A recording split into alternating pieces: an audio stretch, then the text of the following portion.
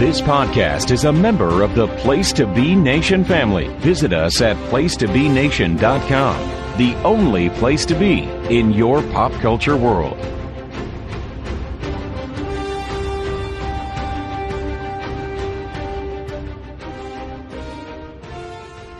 But what is a favorite of yours? Captain America. That's right. Which is one of the reasons why you're here. I mean, you're here because you like, talking anything comic book movies, even ones that you don't like, because then you can make fun of it. But this one, yes. I really don't know. Remember where this stands on you. It's been a while since I listened to the Journey to Infinity episode on this, but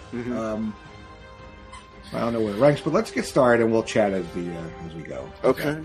Sounds good. There we are. We're running. Off and running here. And hello to the chat. It looks like we have Kraken, at least has said something. It looks like a few other folks are hanging out. Paul is here. Paul is here. Very good. So do, by all means, feel free to participate. Throw some questions and, try to sidetrack us. As often as we do a good job on that. So we're back in 91 here. What were you feeling going into this movie? Because I remember, up to this point, I was like, I saw the previews, and this is basically an Avengers movie, but not one where they're all fighting a common enemy because they're fighting each other. I was very psyched though to see this movie, especially when I was pissed though because I was in like Walmart with the kids or something like that, and I saw a Lego set, and it was the airport scene, and it spoiled that Giant Man was going to be in the movie. Yeah, that'll happen sometimes with the fucking Legos, the toy tie-ins, and what was the infamous one for? There was a Star Wars, the score or something like that. The title to a track on the score spoiled some big development from the movie. Anyway. Yeah, it did. Yeah. Excuse me, I got a slight cough here. I remember when this movie was announced at like this big Marvel summit. I can't remember what it was at the time, but it was when they announced that big slate of like, here's all of our, our phase 3 stuff, when they have like the big thing in the back and they have all the titles up there. Yeah. I know many years. Yeah. And they really just announced everything, their whole, timeline of films for like the next probably 6 years, I want to say. And it was ambitious. It was very ambitious. And they trolled people at first. They said that this was going to be called Captain America versus the Serpent Society, which that's a real thing, but it's I don't know that it's the biggest in terms of like scope for an MCU movie. So I was like, what are they doing really? And then they were like, just kidding. It's Captain America Civil War. And everybody lost their minds. And to your point, it's got a lot of the Avengers in it, and it's coming right on the heels of Age of Ultron. This was released, 2016? So yeah, 2016. We've had only one movie so far between this is Ant-Man. Ant-Man, yes. So just a year later, it feels real soon to be doing this big of a movie again after Age of Ultron. You figure you'd get, if not a 3-year, then like at least a 2-year gap between big productions like that. I mean, again, not to say they hadn't done other movies, but there's a difference production-wise between doing an Ant-Man and an Avengers movie. And this certainly is much closer to being an Avengers movie. And it was like, wow, they're going to really do it that soon. And how are they going to do it? Because the comics storyline Civil War is something very different from what we get in the movie. I mean, it does lead to hero on hero violence, but the inciting incident, the premise, just everything, the plot, the story, everything that leads up to that, how you get there is totally different and totally original to the MCU. And frankly, if you ask me, done quite a bit better in the film than in the comics. As famous as that story is, I really like the way they did it in the MCU a lot better. Like I said, I love this movie. So far, we've seen a flashback to 91 where we saw Bucky, aka Winter Soldier, getting some mind control, and he, causes a car to crash and gets that something out of the trunk, but that might not have been all that happened there. And then we get we're in Laos now in modern day, and we see the Wanda and Natasha and Cap and Sam, and we got Red Wing, right? Red Wing, is that? Yes, that's what we call it. It's an actual. Very cool. This is a very cool piece of tech. But yeah, an actual animal in the comics, an actual falcon. Oh, yeah. Here's what we see now. Sam and Wanda are now Avengers full on after the end of Ultron. Right. We see they're looking for Crossbones, former SHIELD agent, now terrorist. Yes, who we saw survived his injuries at the end of Captain America: Winter Soldier. Looked pretty messed up, but he's still hanging in there. So yeah, that's Crossbones. Done a little bit again differently. That's something they didn't do better than the comics. Comics Crossbones is much better than well, I mean, this extreme they had to do like enthusiast here that we I don't know the comic storyline, but it was like a lot of characters in that storyline that they didn't have at the time, right? The X-Men are pretty heavy in that. Spider-Man, I think had a bigger role. Correct? Yeah, he kind of flips between sides. And that, I mean, really, that storyline in the comics is where the relationship between Peter Parker and Tony Stark really originated. Now it's a bit different over there because you're talking about a much older Peter Parker, somebody who's like perennially in his mid to late 20s, but still sees Stark as a mentor figure. They get some mileage out of that in the MCU with a much, much younger Peter Parker. So yeah, that's really where that whole thing kind of kicks off. And that's been crazy influential throughout all of the MCU, right? I mean, it almost to the point of defining the MCU Spider-Man. So yeah, all starts here.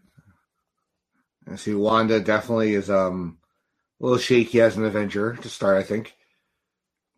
She's asking questions, and Cap gives Cap a little bit of a boost with that mega jump, video game-esque jump there he did. Yeah, man. She's pulling all the poison air out. Yeah, so she's gonna. I mean, her intentions are good, right? I mean, she's just inexperienced. Yeah, she doesn't know how to really harness, and decision making, I think, is really important too. She hasn't come to that, but Sam showing off his cool tech. Yeah, and bear with me for a sec. My Disney Plus just did a weird thing. Oh. Love the Natasha outfit here. And of course, a different hairstyle for Scarlett, as usual.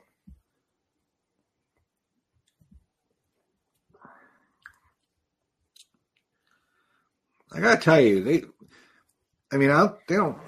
I forget. Do they give an Oscar for stunt work now? I forget. Oh, I'm not sure. Yeah, it might be. Whoever's Natasha's stunt double throughout all these flicks, man. Oh God, top notch. Yeah, gotta be right.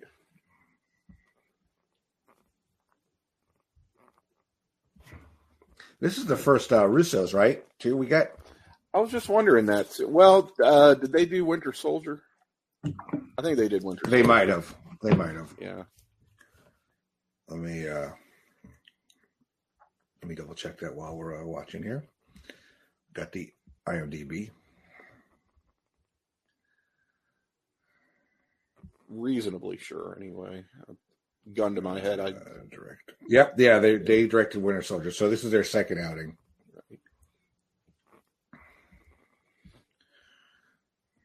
Right. Again, love the globe trotting. Globe trotting, yes. We talked about trotting. Thank you, Tim. Thank you. We talked about that in Age of Ultron, right? Yeah. That's why I like, one of the things I love about James Bond and the Bourne movies and stuff. Maybe it's just my living vicariously through wanting to like see the world and not knowing I'm never going to be able to do most of that. Well, sure. We're going to see a ton of that in this movie, which it makes a lot of sense, again, given its scope. Ooh. Oh, he wants to get a piece of him. Oh, yeah. Yeah, she did.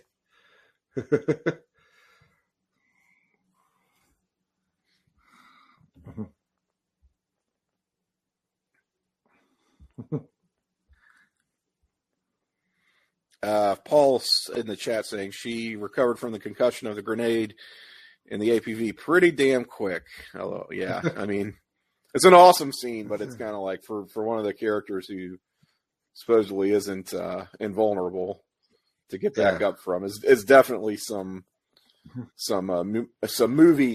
action movie physics, right? Yeah, I don't mind the shaky cam stuff here. It doesn't bug me. Sometimes it does, but here it doesn't really. Yeah, I'm not too bothered by it. Yeah, another very good fight scene with Natasha. Oh yeah.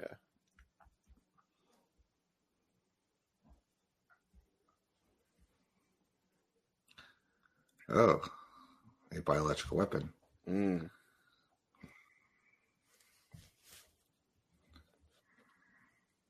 And already you just find yourself getting sucked into this little mission that's going on, right? So we're seeing this is really the second generation of Avengers that we saw at the end of Age of Ultron. And part of me kind of wishes there was just another like actual Avengers movie between Ultron and this, just to see them get their own movie,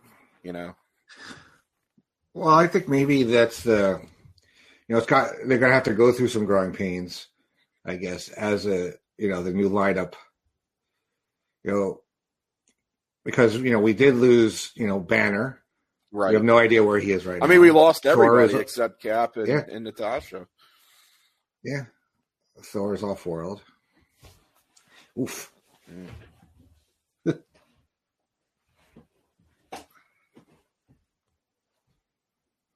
Yeah, I guess Thor kind of comes and goes as he pleases, but I mean, Tony basically retired. Basically, I was never real clear on whether Rhodey was supposed to be they made it seem like he was going to be a proper Avengers at the end of Age of Ultron, but we don't see him here on this mission, at least. I think he has to. Oof! Oh man, guy's trying to blow himself up and take Cap out. And that's grisly, right? She kind of stops in mid explosion. Like that's always like giving me, I don't know, it oops me out because you think of like an explosion. You get blown up. That's a very quick way to go, right? Not to get graphic or he morbid. Doesn't get that. Yeah, he was like stopped mid explosion, and so so there's our inciting incident. She tries to save everybody and ends up indirectly blowing up this office building or government building, whatever it is. I guess what do you think of the de-aging here of RDJ here? I mean, it's good. He still looks like a human being. I don't know that he looks. I don't know that he looks exactly like young Robert Downey Jr. because we've seen young Robert Downey Jr. I think he looks more like Jake Gyllenhaal. Back to school. Yeah, possibly. Doesn't he? Like he looks like Bubble Boy era Jake Gyllenhaal. Definitely better than Michael Douglas in Ant-Man. I can tell you that. It is better than that. And I mean, it's come a long way from fucking X-Men: The Last Stand with the very plastic-looking Professor X and Magneto. Yeah.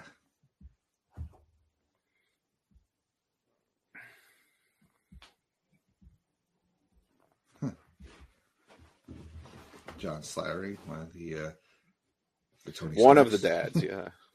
One of the dads. So, one thing I want to talk about. By the way, you said you couldn't really remember where I stood on this movie. I'm just gonna throw it out there. Depending on the day of the week, depending on when you ask me, this is either my favorite or like second favorite MCU film. I knew it was high for you. I just didn't remember how high it was. It's real high. And I'll get into the reasons for that, I think, as we go. But what it comes down to is it hangs together so well as a story in ways that should be impossible for a huge ensemble movie like this. And it's so contrived, right? You've got to get all these characters who have worked together for years and years, who have been not just coworkers, so to speak, but friends and allies, been through life and death, heaven and hell, and they're going to have a big fight at an airport. Like, it sounds so stupid. And, and yet their ability to pull it off is really exceptional, and they really get you there. You believe that this could happen. And there is such a degree of difficulty on that, I think, just in terms of having a convincing story to go along with such a tentpole film event, where it's like you've got the studio saying, okay, here are the marks you got to hit. We need this, we need this, we need this, we need this. And, oh, by the way, we need it to make sense in the form of a story and in the screenwriting. It shouldn't be possible. It really shouldn't. And they not only managed to pull it off, but to do so very, very well. Like, it's not just, they did it. It's like, no, it's really good what they did. Yeah, I mean, they follow directly upon Age of Ultron. They even follow up on Ant-Man. You know, they have to lay groundwork. You know, they introduced T'Challa in this movie. Jim Rash, love that guy. Between Community and all those other character parts, the guy's awesome. Yeah, got to introduce T'Challa. Got to introduce Peter Parker, Spider-Man. Got to continue the story of the Winter Soldier. Got to break up the Avengers. I mean, got to introduce. You got to start the Wanda and Vision relationship. Yeah, like there's so much happening here.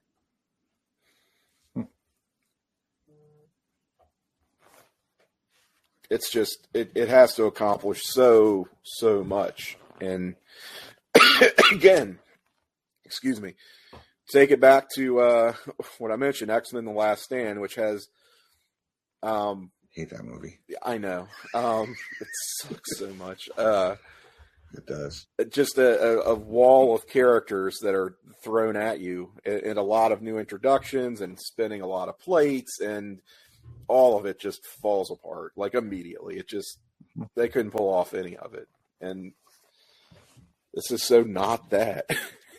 And I think that was my fear going in, is like, all right, this is where the House of Cards just collapses finally. And man, yeah, this was such. Yeah, it was like you said. This is such the undertaking, and they stick the landing on everything. I mean, even we get Alfred Woodard here in a very small part. You know, an actress of this caliber, just to come here and basically rip Tony a new one. Yep. To cut him down. Yeah. As this grieving mother who is blaming him. So we're seeing real consequences for his actions, albeit unintentionally, in creating Ultron. I think Tony's paying for the sins of his past often, even the sins of the present, though. Which you know, between everything that happened with the Maximoffs and you know,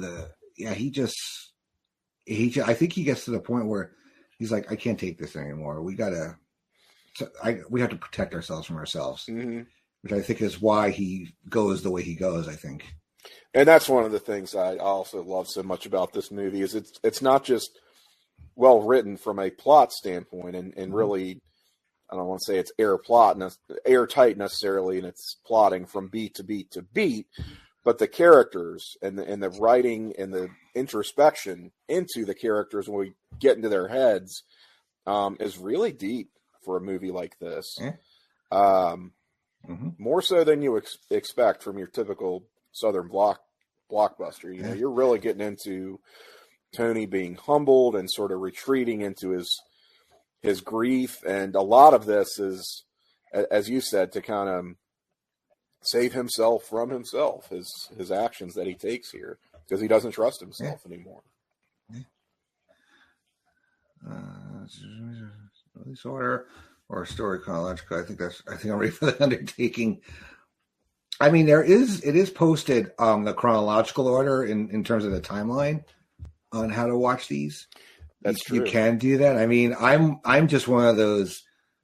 I just do theatrical. I mean, you could say that with Star Wars. Right. You could say that with a lot of things. But I think it makes more sense because I think the little bits and pieces here and there, post credit scenes and all that stuff are intended, to go in order. So to set you up for the next thing. So I think I agree with that. If you're I don't get too cute with it when people are asking this question, how do I get into the MCU? I never watched the first one. Vision with his sweater here is just it is charming. I'm sorry, but yeah, people watching these movies for the first time, how do I watch them? What order do I watch them in? Just watch them in the order they came out theatrically. If you want to blow through them all, and then as you realize, well, technically this takes place either before or after at the same time as this. Maybe I put this movie in front of this movie. You can do that. They're designed to allow for that. But I think it's just a better overall viewing experience to watch them as they were released. I mean, you could watch Black Widow after this, I suppose, but right. It is the entire story of Black Widow is set. Yeah, it takes place right after this movie. So we see Steve kind of not towing the line, being the company guy, thinking freely for himself. We have Wanda despondent from that, and we have the late great William Hurt right here. Yeah, as Thunderbolt Ross. We discussed whether they'll recast him. They're planning a Thunderbolts or something. Because I think we're going to see Red Hulk before long in the MCU. Maybe even in She-Hulk. Maybe. Not sure I don't know if he shot that before he passed away. If he was supposed to be in it or not. If he was going to be in it, yeah. Is Is Sam Neill still alive? He is. He played this character originally in that Ang Lee Hulk movie. Ah. They could bring him back. Yeah, cool. Yeah, I want to say he's not even 70, I think. I think William Hurt was only 71 when he died. Yeah, I'm watching. What's funny is I'm thinking about, you see the Jurassic World trailer for the last one. And I'm like, Laura Dern looks so damn good. You know why Laura Dern looks so damn good? Because she's like 2 or 3 years older than me. Right? She was so much younger than Sam Neill playing his love interest. I mean, that means she was like in her mid-20s. I mean, not Sam Neill. I'm sorry. Sam Elliott. I always do this. Oh, Sam Elliott. Of course he's alive, man. You hear his voice every 2 seconds on something. I don't know that I do. Sam Elliott. That's the, he was, what's it called?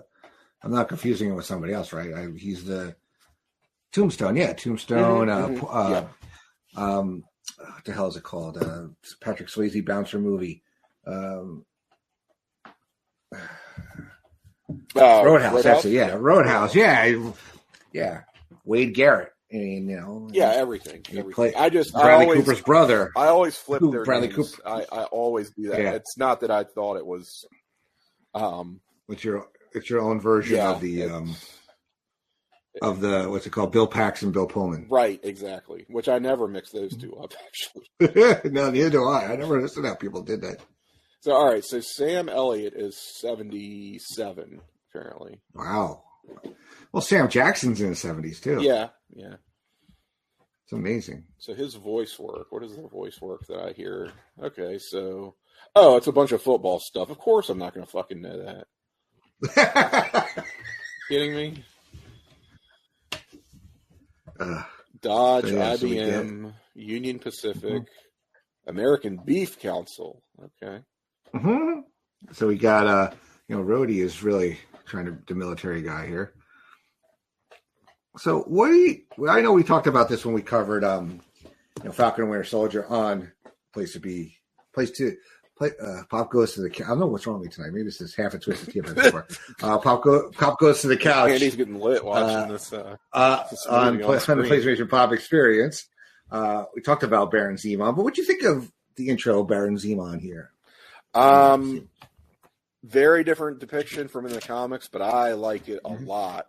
I thought he was really excellent in this movie, and again, we're rounding a corner here with our MCU villains, getting a little bit better than kind of those disposable, very one-note characters of the past. And I like that spoiler, they keep him on the board at the end of this movie, so we learn some more things about him later on.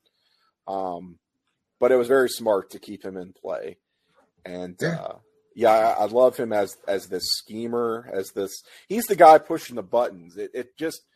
He really, there's a case to be made that you can do this movie without a Baron Zemo type character, without somebody antagonizing the heroes. But I think to get them to the stage where they are actually throwing fists, you need somebody like that to really push it along. Because otherwise they're going to essentially come to their senses, right? Yes, they'll disagree. Yes, they'll have some very heated arguments, as we saw earlier, that's another great thing about this movie is we don't just see them immediately start throwing down. They do the logical thing that gets skipped over so many times in movies like this. They have a conversation about it, and it's such an obvious thing, but it's something that is so rarely done and so rarely seen in these types of movies. But again, I'm sorry, I'm all over the place. But Zemo here is what gets them to that place where cooler heads are not going to prevail because they don't know that they're being manipulated. Yeah, he's the puppet master behind the scenes, basically. Very understated. He's kind of like like our new Arnim Zola, like smart, conniving, soft-spoken. Like he's scarier than a guy that's screaming at you, like waving a gun in your face. Like this guy's gonna mess you up mentally somehow. And he's slowly filling the water up. He's like, "You're gonna die, man. Just tell me what I need to know." Yep. And they establish very quickly he's not just another Hydra flunky. He's not just Hydra's still out there. No, he hates Hydra just as much as he hates the enhanced superpowers of the world.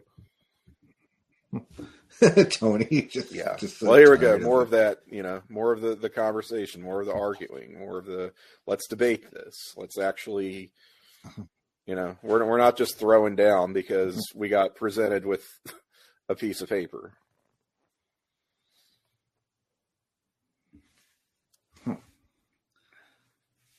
you got the two loyal best friends there going against each other.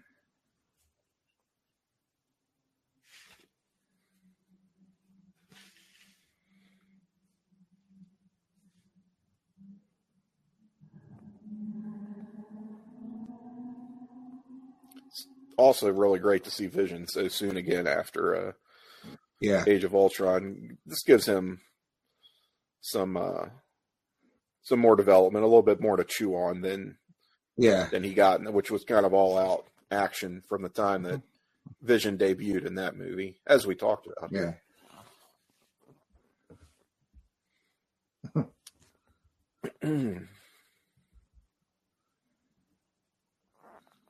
And a bit of a role reversal, too, when you think about it, for Tony and Steve. You would, I mean, at the time of, like, 2012, Avengers, you know, Cap is first returning to the world. He's, you know, kind of trying to get his wits about him. Tony's still very much, you know, in that, you know, rock star mode of doing whatever he wants. Yeah. Tony would not be going for any kind of oversight or governance by a world council, if you will, whatever you want to call it. Whereas Cap, you figure, would be like, yeah, that makes a lot of sense, right? He's, you know, a man of his time and used to taking orders, being the good soldier. But by the time we've gotten to this movie 4 years later, their positions have just completely reversed. And yeah, it's been a very fitting character arc for both of them through just the development that they've seen throughout their own films and these Avengers movies. You know how Cap got here. You know how Tony got here. Their respective positions make a lot of sense. That's true to their development throughout the MCU. Mm-hmm. Well, that's part of what makes the MCU so good, is that they do develop. They do have arcs. They do change. They do change. Yeah. You know, they're not one note. They're not the same character in every movie. They're in a different position. You know, the things that happen affect them going forward. Yeah. We're seeing very cogent arguments from both sides of it here. Yeah.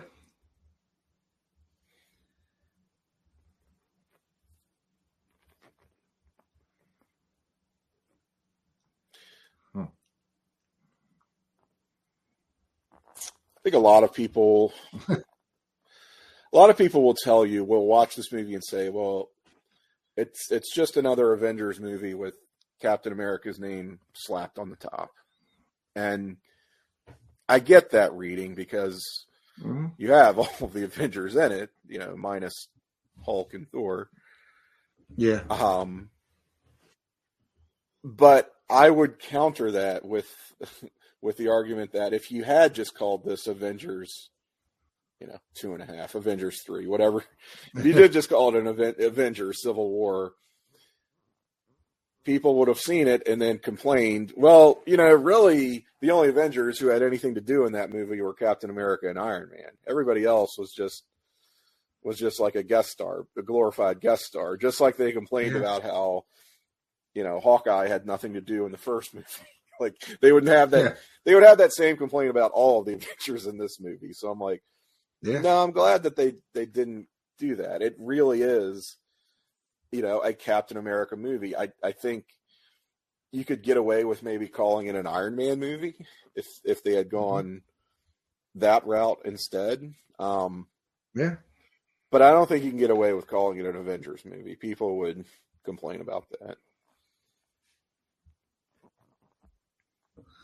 We get, you know, Steve finds out about the love of his life dying. Right. So we see Steve is in a highly... we find out Sharon.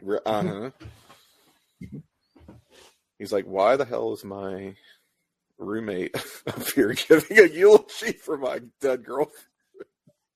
Yeah, the nurse that lived down the hall that really wasn't a nurse. Right. Not roommate, I'm sorry, neighbor. Yeah. And she said that she's her Aunt Peggy.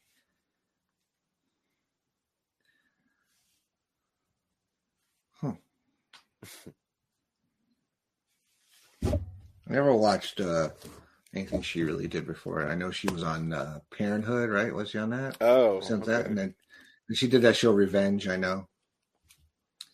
Emily Van Camp. Mm-hmm. I like her. I do wonder if she's a Skrull now. Yeah. You know? At this point, who's not a Skrull? Yeah, like, that's the big question. We're going to be dealing with that question for a while, I feel like. I'm so confused already. Like I said, I'm going to need like a Xanax before and after the next Doctor Strange movie. I have no idea. No idea what's going on happened, and I'm going to know my brain's probably going to want to blow up. But I'm going to walk out. I kind of want Doctor Strange to be a Skrull too, but not in his own. But not in his own movie.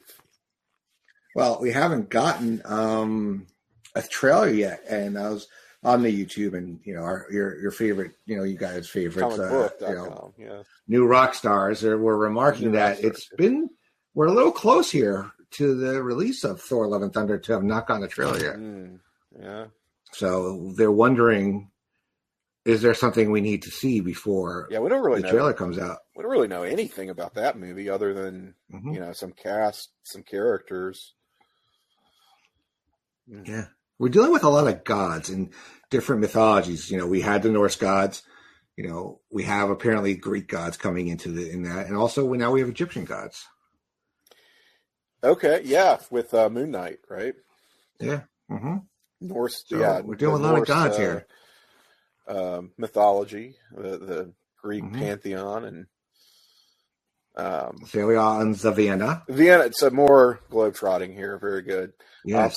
So I really love that funeral scene because it, again, just continues to progress Steve's character. He was at a point where he was pretty much ready to go ahead and sign the Accords, even begrudgingly. But after that happens, after seeing the speech and reflecting back on Peggy and her life and what she represented, he's in this highly charged emotional state, right? Where he's, now he's backing off of it again. And we need to see that to understand where his head is. Just like we need to see, and we need to know and understand where Tony's head is after the events of Age of Ultron. Yeah. Very understated introduction to T'Challa here. Yeah. And his father. Chadwick. Oh, he was so good. Gone way too soon. This is one of the things where they're so good at too, is the casting. I mean, Chadwick did a few things. I mean, Chris Evans had done wasn't there yet. I mean, a lot of Chris Hemsworth. I mean, they find all these people with this great upside before they've reached that. And that's the same thing here with Chadwick. Yeah. God, we were robbed, right? Yeah. Well, he was robbed. Yeah. But he was good, outside of Black Panther too. I mean, I still though, to this day, I think one of the best things he's done was Black Jeopardy as T'Challa. I don't know if you've ever seen that. I've seen it. It's so funny.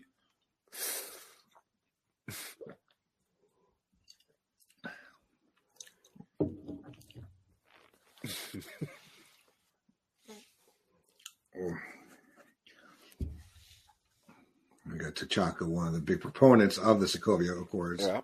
Mm-hmm.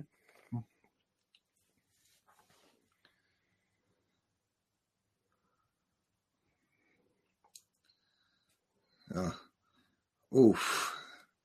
Wow. Quite the explosion here. So again, we're seeing this constant escalation where if this doesn't happen, if you don't have Zemo out there propelling things along, the Avengers are not going to actually come to blows over this, over the Accords. I mean, the Accords are that's independent of Zemo, right? That's just something that the natural way of things. You're going to have something like that come up, and he's using it. Zemo is taking advantage of that to drive a wedge between the team, between their principal leaders, really. Yeah. And we get without that action, we don't get T'Challa into the fray as well. Exactly. So without T'Chaka, without T'Chaka passing away, that's his inciting incident. Yep. So mission accomplished there. We've now got T'Challa, Black Panther on the board.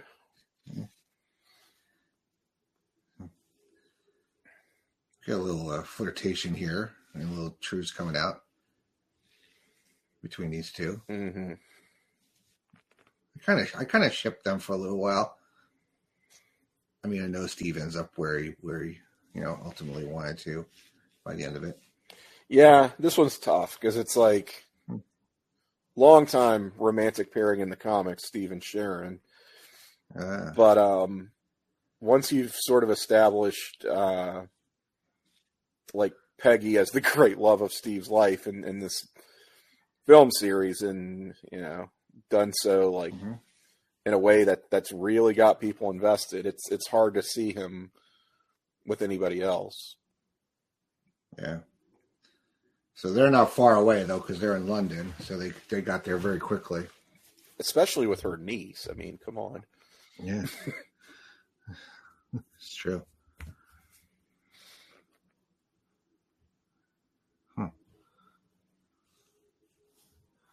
Natasha always in the middle of things.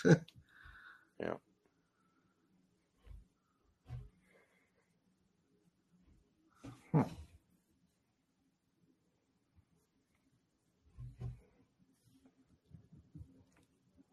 More of a stepping off point death. Yeah. Yeah. We get a little more information there when we get to his movie. Right. They're dropping these little hints. Like we saw Wakanda. Yeah. Didn't really see Wakanda, but we were saw him on the map. We were. Mm-hmm. We spent a little time with what we thought Wakanda was in Age of Ultron. Here we're seeing we're seeing their leadership. Mm-hmm. First of a time, Steve's going incognito.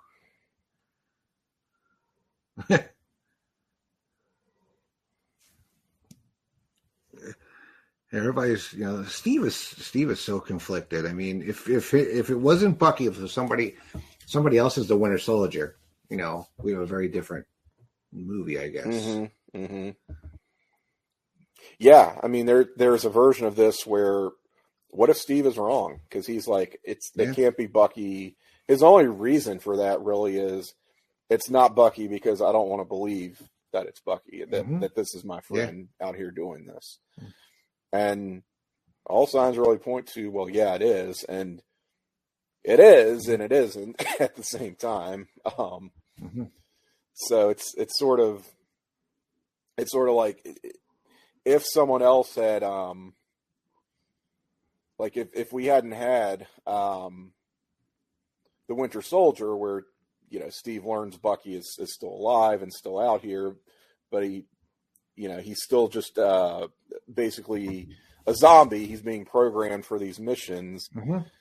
And this is the first Steve is learning that, it's Bucky, then got a very, very different movie.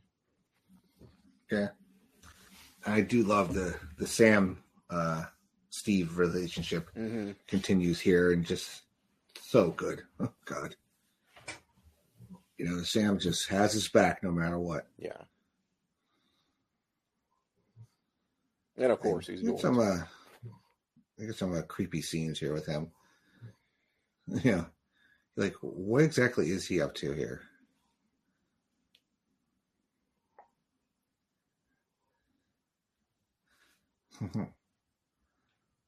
Side of bacon and black coffee. That is the breakfast of champions right there. Bacon's good though. How do you make your bacon? How do you cook bacon? I like it pretty crispy, fried. I know people have gotten on board. You fry it on the? Yeah, I know people who will bake it in the oven. That I converted to that. Did you convert to that? Oh God, you put it in there about 15 to 20 minutes at 400. Boom, done. Hey, Mark, we're talking about how you make bacon. Yeah, right, well, we're watching Captain America talking some bacon.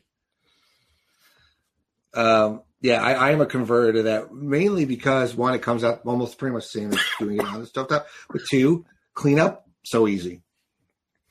So easy. Just throw out your foil, basically. Is it tin foil, aluminum foil? Yeah, you may have me joining the other side. Next time I make bacon, I'm going to try it that way. And give it a try. It's very simple. 400 degrees. And depending on how well you like it, 15 to 20 minutes. Wow. And you can't tell a difference, huh? I can't, no. Yeah. The lack of really getting grease burns and the lack of cleanup is very appealing. It was so that's what got me converted. I'm like, you know what? Just as good. My aunt makes it in the microwave. I'm like, oh wow. Then you got kind of the not good bacon smell, the one that lingers too long. That's bacon in the oven. Yeah, that seems like it'd be very messy in the microwave. Just like, they sell all those gadget things to put them in. But yeah, so back to the movie. Anyway, we got Steve. He found Bucky. Finding Bucky. Yeah. Tell Bucky is still groggy, I guess. Still pretty out of it. But he seems himself. Mm-hmm.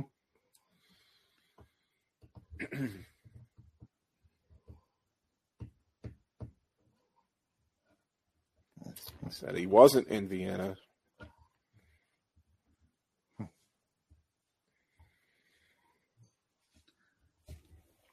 Sebastian Stan is in like everything now. Now he is, yeah. He kind of like exploded, I guess. I only knew him from Once Upon a Time, and then he was in Once Upon a Time in Wonderland because he played the Mad Hatter. I didn't watch any of that. The only thing I'd seen him in really was the MCU up until then he started doing. He was in that that Tanya Harding movie. He's in Pam and Tommy. I see a lot of him in Pam and Tommy. He's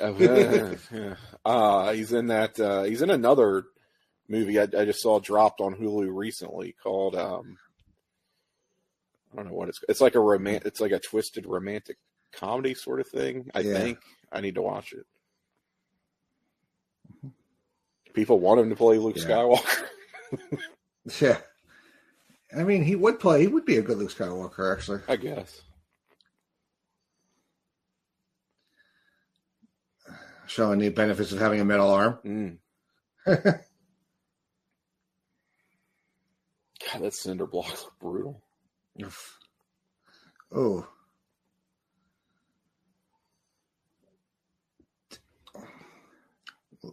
Love a good stairway fight scene. Yeah. Oh, just picking a battering ram is just knocking people out with it.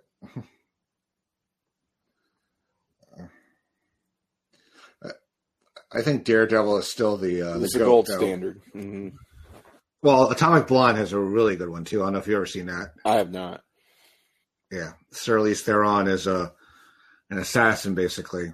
Really good, great 80s soundtrack, alternative, like Depeche Mode type shit. Oh, okay. Mm-hmm. I do love Charlize Theron. Mm-hmm.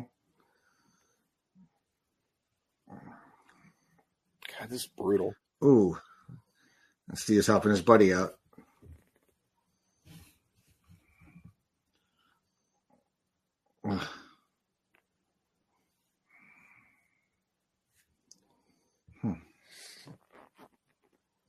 So Daredevil had come out by now, right? That started in either 15 or 16. Yeah, I think it had just started 14, 15, or something like that. Mm-hmm. Oh, who's this? Mm-mm. So, what did you think of the costume when you first saw it, Tim? Oh, fucking awesome! Yeah. Is it comics accurate? Yeah, looks great. Looks comics accurate. Mm-hmm. Looks great. And live action looks great in motion too. A lot of these things, like you see a static image, and you're like, oh, that's not too bad. And then you see them like actually try to move in the costume, and it's like, ooh, let's do some quick cuts, Let's try not to show this. It's like that early, it's like the Michael Keaton Batman, right? Where he looks great, but he can't turn his head. He can't move. Yeah. I know he's like this. God, it's bulletproof. He's got these sick claws. The guy is that, cut, in insane shape.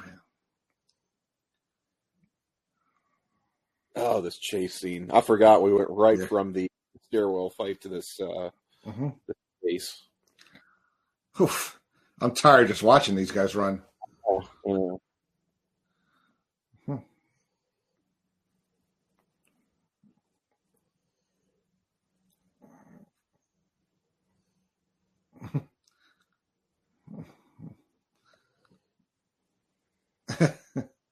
She's like, I'll take that. I always feel bad for the civilians who have their created in these scenes. Because that would be me in one of these movies. I wouldn't be the hero. I'd be the guy who gets his car stolen. Just trying to get to work to do my self-assessment, and I got these superheroes fighting on the highway, causing causing traffic. That is exactly what would happen. I've only got 2 episodes left of Doom Patrol, and then I'm all done with it. Oh my God, you're still watching Doom Patrol. I think it took you longer to watch Marriage Story. Yes, it did. I hated that movie.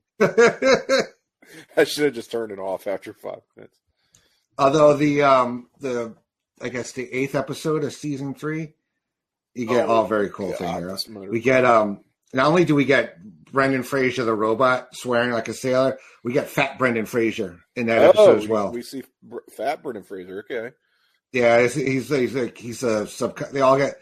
It's called Subconscious Patrol. So they're all their subconsciouses are there, and he's still Fat Brendan Fraser in the subconscious. Excellent. Mm-hmm. He's enjoying Bucky commandeered the bike. That motor. Held his own against T'Challa there. Oh, Sam's like, who's this? Yeah. Oh, throws him through. Oh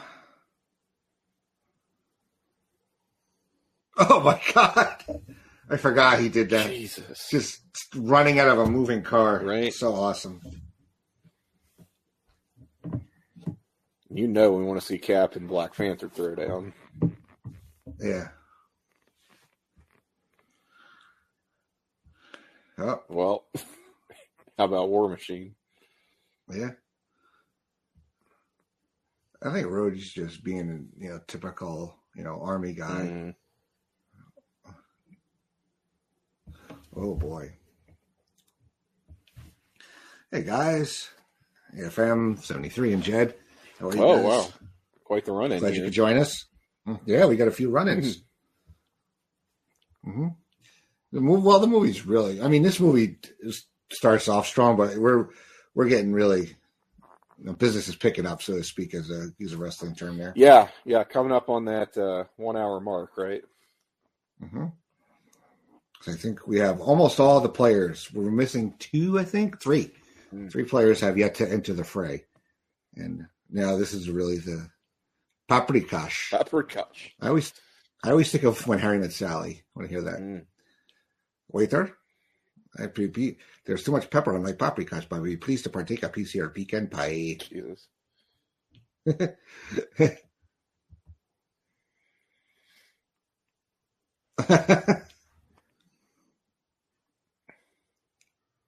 So here we see Wanda getting Stockholm syndrome. Yeah, that this worked in the comics, and it works. It worked on the show too. I know. Well, it starts here, continues through Infinity War and Endgame, and into WandaVision.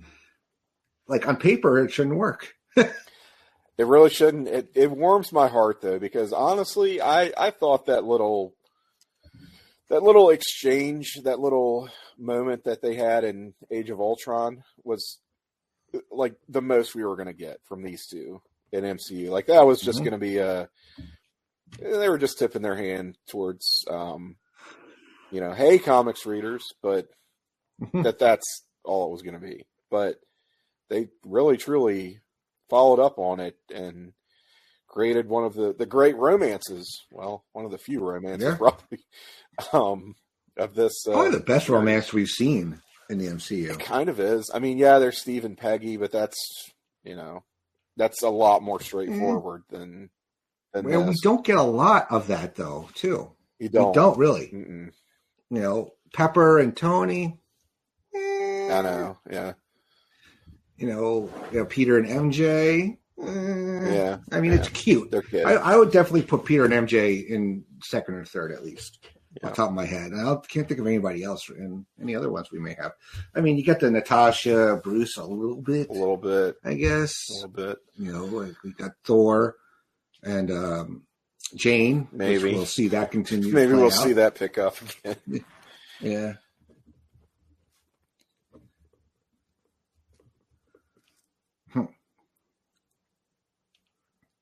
Ooh. I guess Hawkeye and his wife, but again, I mean, they're like a very settled down married couple kind of thing. You're not. Mm-hmm. They don't exist to give you conflict the way that this does. Yeah, it's not messy like Vision and Wanda. Yeah. Now look, Berlin, all over the place. The European sirens here. They got him in like the Hannibal Lecter type thing here. Mm-hmm. Or this Garen Green, whatever his name is from Con Air. Love that movie. I did that with Maddie on PC Action.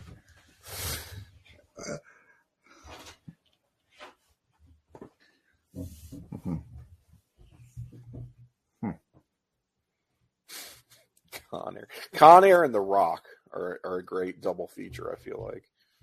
Yeah. Rock has a great Sean Connery in it. Yes. I've only seen it two times maybe. I have to watch it a few more times. I'm sorry, I'm not going to do the rest of the movie as Sean Connery. What if you did? Listen, I talked to I was having conversations with myself. As Brett? Because we needed some Bret Hart. Tim, you're in high demand for that. I tell you what. You're a victim of your success. Once I was done with that, my voice felt like gravel, and I felt like an insane person. Oh, we got Martin Freeman. Hey, here. Martin Freeman. It's another Ross. Mm-hmm. No relation. No relation. In other words, keep your hands off my shit. Mm-hmm. That's what Sam was saying. So this is Everett Ross, and I don't know. It's one of those very Vince McMahon things, right? Where characters shouldn't have the same last name, shouldn't have similar names because it's supposedly confusing to people. They don't care about that in this movie. It's just you got General Thunderbolt Ross, you got Everett Ross. They're in the same movie. Mm-hmm. We don't have to acknowledge it. Isn't it's not Betty Ross, right? It's not in the Spider-Man. Okay, so you've got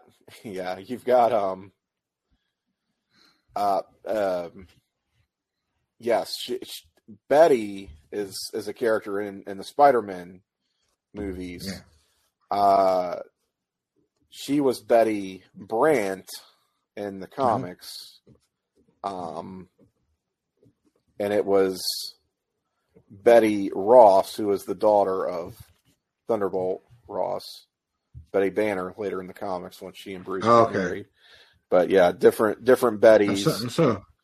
Yeah, different Bettys. Here. Multiple Bettys. Yeah.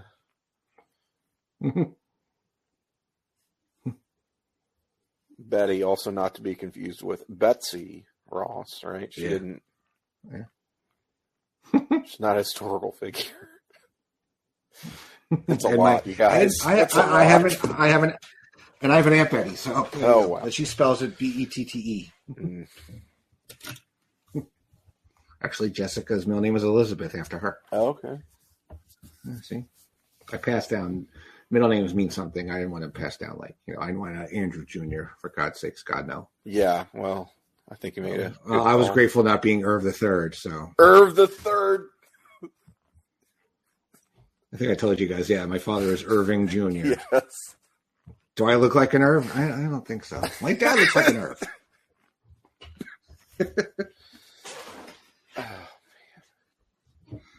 Sometimes I break Tim with the. I get that. I think you've broken me with the Irv the Third before. I know I've heard that story. And Dylan calls himself Irv the Fourth once in a while. Wow. He calls my dad IJ. I'm like, what are you doing?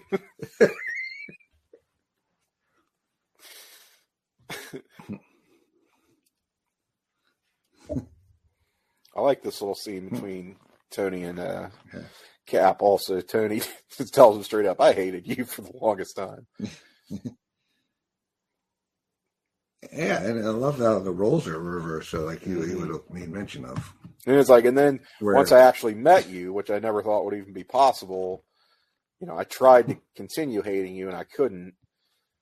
And now you're making my life very hard. Yeah.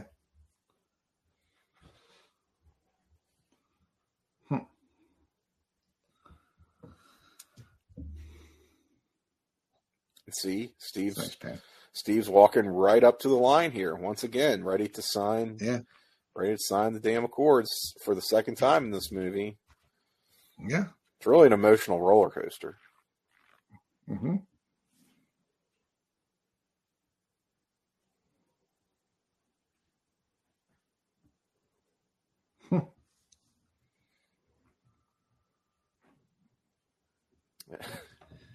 He was so close. He was so close. I know. Had to talk about Wanda being under house arrest and all this. Yeah.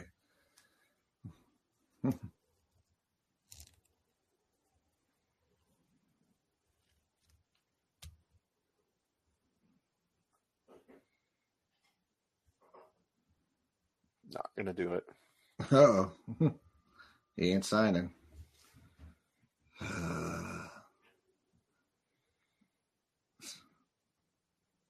How infuriating must that be when you are Tony Stark, used to getting your way, used to getting people to do what you want, and you're just up against this guy who's just so intransigent. Yeah. Paprikash. Sam's not happy. Sam's like, I need there's one of those guys like wants to get respect.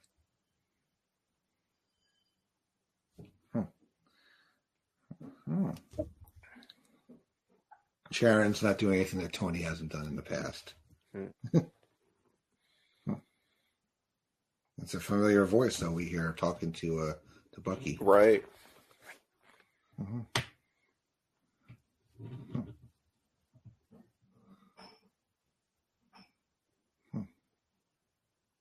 Look at these guys.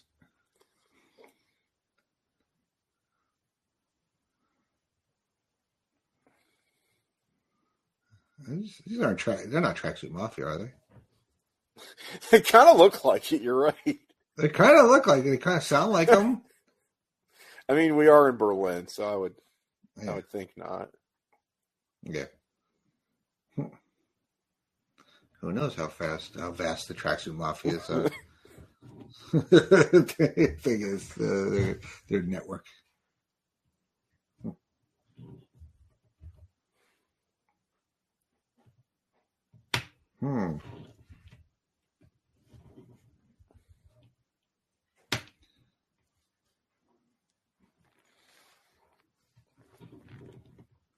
So they're figuring out Winter Soldier was framed, and for what purpose? Why would you put this on the Winter Soldier? Well, to find him, because he's a very useful weapon. Yeah. In the wrong hands. Yeah, a guy that can be turned, if you know how to control him. Yeah. So they managed to successfully flush him out, and here we go, Zemo. Yeah. Yeah. Why does this guy opening the box look like Great Value James Cromwell? Kinda. It's your last day, man. Oof. Oh God, he just got Pulse, liquefied. Jesus. Pretty much. Uh-oh. Something just took out all their stuff. There it comes.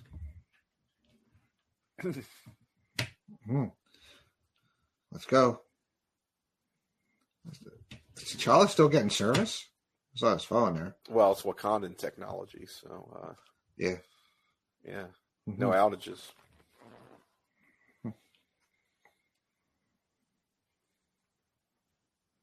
Uh-oh. Bucky recognizes the book.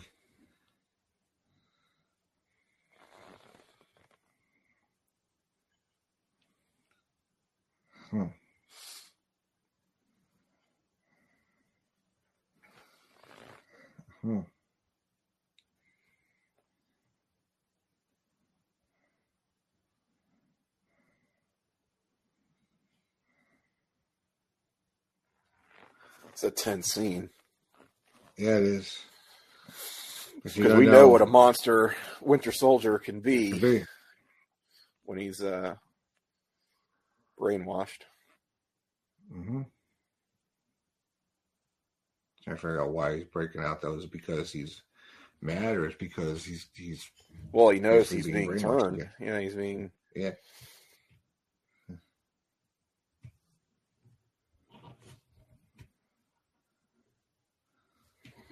Oh, still works. Yeah.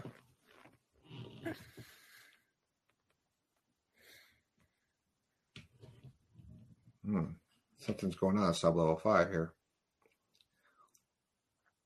Who took out all these soldiers? Holy shit. Yeah.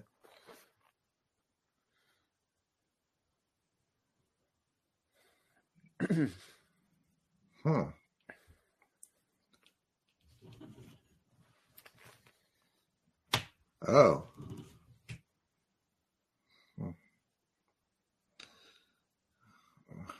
It's another great out of costume fight scene here. Yeah. Talked about how I enjoyed those in Age of Ultron. Yeah. We get something similar in Hawkeye. Yes. Similar framed fight scene, which is better actually in Hawkeye, but this was good. Mm-hmm. You know, the fact that Bucky it's not himself again. And Zemo basically shows his hand to Steve. Yep. And really, he's like, I don't need to be in hiding anymore. I think that's the only real face-to-face confrontation they have. Like the only real screen time they share together, Steve and Zemo. And what's that scene?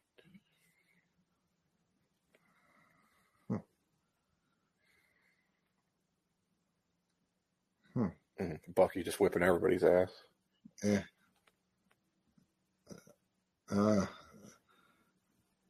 Nanotech is starting, right? Yeah, that's got to be an early example of that. Oof.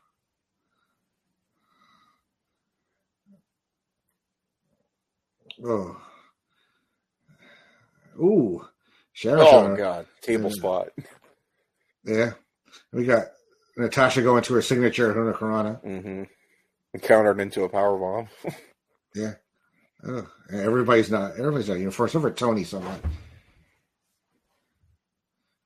Get T'Challa here.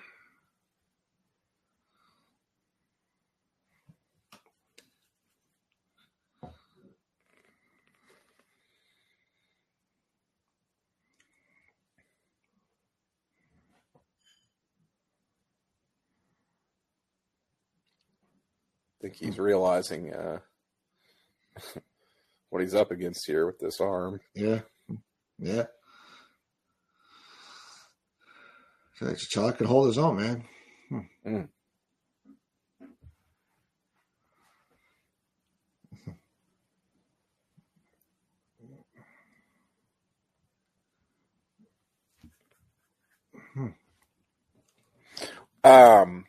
Well, we'll get to it. I won't ask that question just yet, but we're almost there.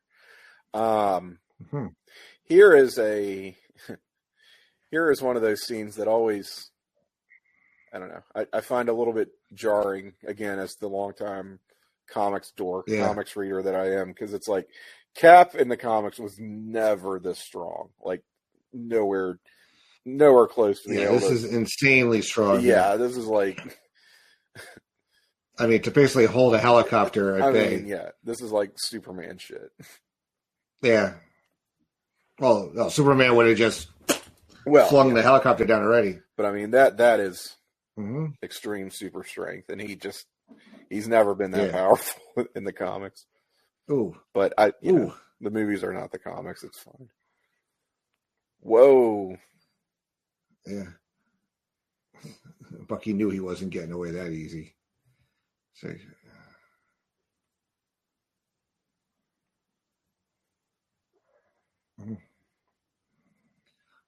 it's intense, man. God.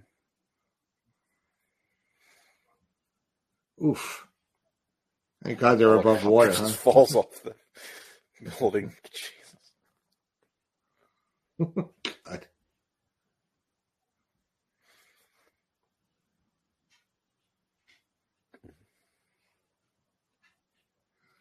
Sort of reminiscent of our Winter Soldier ending, but this time Cap does manage to retrieve Bucky. Yeah.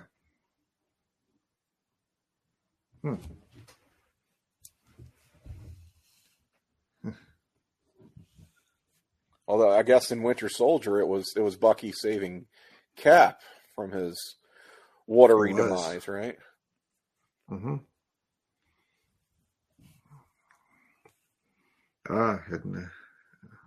Zemo's getting out of town. And we got a scene here that we saw at the end of Ant-Man already. A rare time that we actually see like a future scene. It also goes to show just how disposable Zemo considered Bucky. The only reason he activated him was to get that information. And I mean, I guess he then just told him, go forth and kill everybody. But it's not like he had any further use for him beyond that. It's not like they escaped together, or he used Bucky as a means to effect his own escape. He just, pretty much threw him out there as a glorified distraction because he just wanted the information that Bucky had on this mission from the early 90s. Yeah.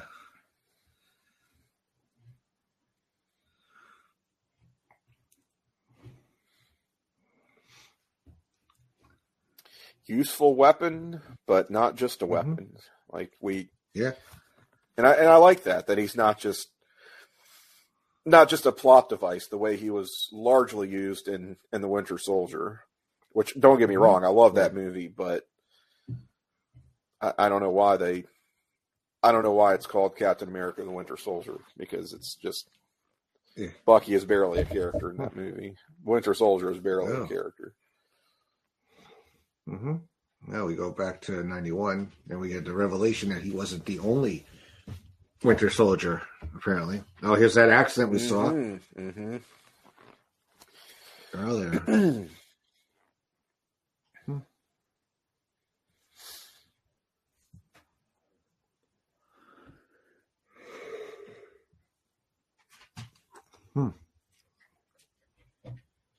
We get. All right, so we see what he stole, so we know we're at the same spot. What is that anyway? Is that serum? The super soldier serum, I guess? Yeah, the Hydra, well, not Hydra, but a version of it that is like, they're trying to perfect it, right? They're trying to figure out because they lost the guy who invented it was killed back in the 40s. Yeah.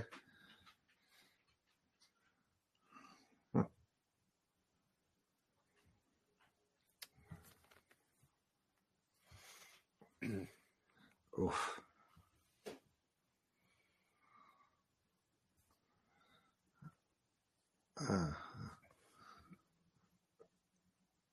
Oof. Looks like they're a bit stronger than the original Winter Soldier. Right. Because we must keep in mind the Winter Soldier has been enhanced. Ooh! Oh, shit. He just put that guy's head to the ground. Jesus. Oh, the rest of them.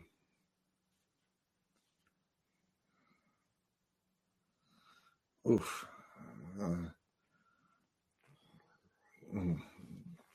Ooh. Well, they created some badass MFs there. Yeah. Mm-hmm.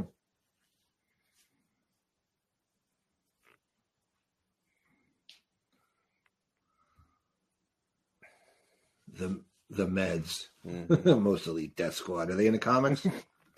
No. Oh. That's a cool name. We're the Meds. The Meds. Yes. Tell you, that's like a good acronym.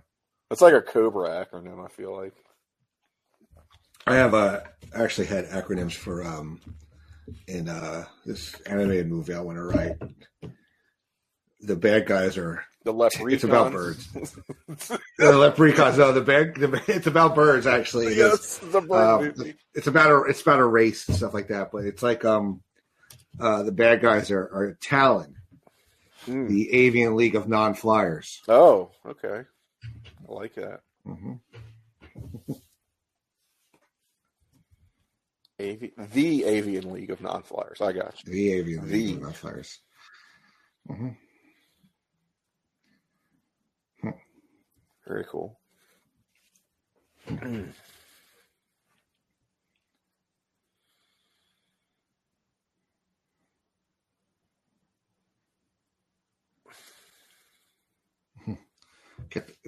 Get the suit.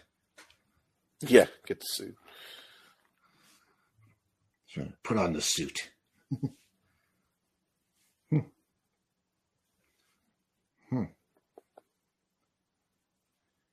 See, he's got a little shine. Tony's got a little bit of a shiner here. Mm-hmm.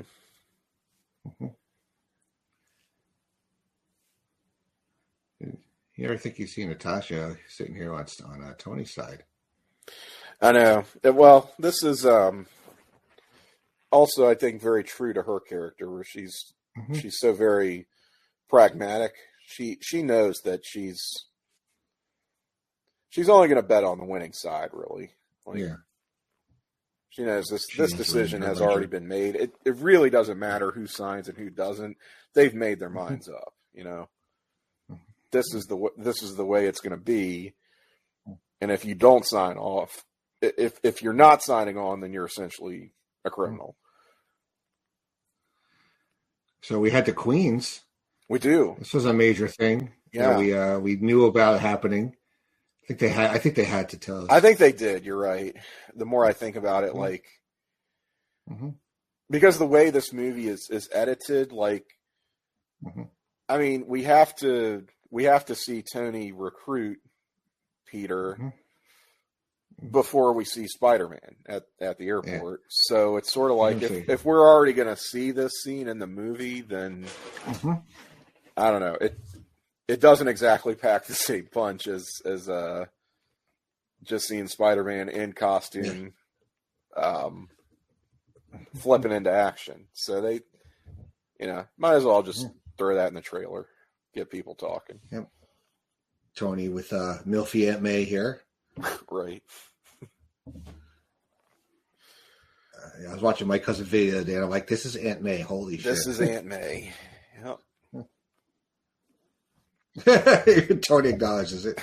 I think they actually did date in real life. They did, yeah. Yeah. Let's talk about how it's hard to believe this is someone's aunt.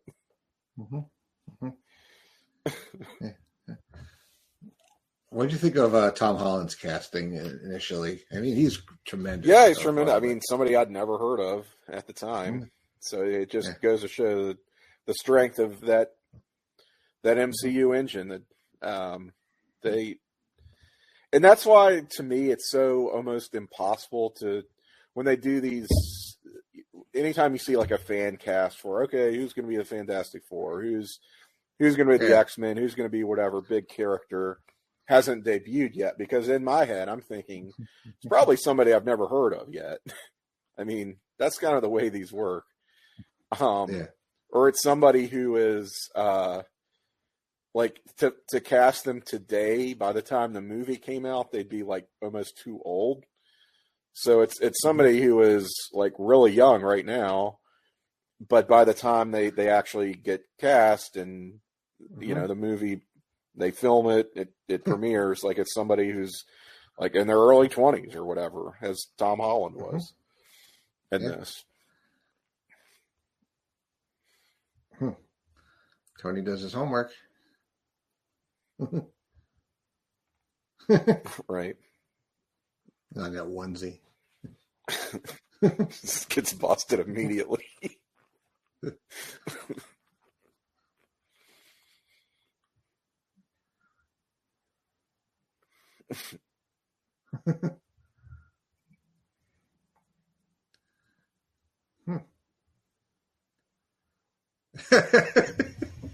You're unusually attractive. Attractive man.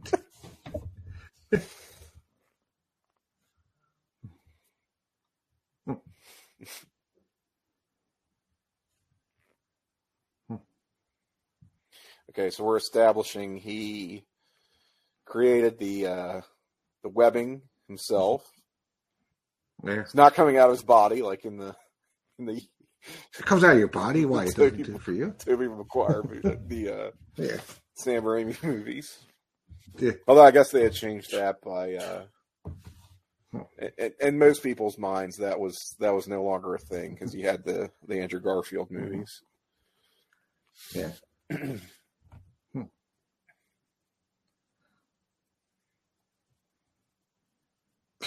Let's get you other. God, twin beds suck. They man. suck Once so you much. hit like once you like hit a certain age, you're like, fuck a twin bed. Yeah.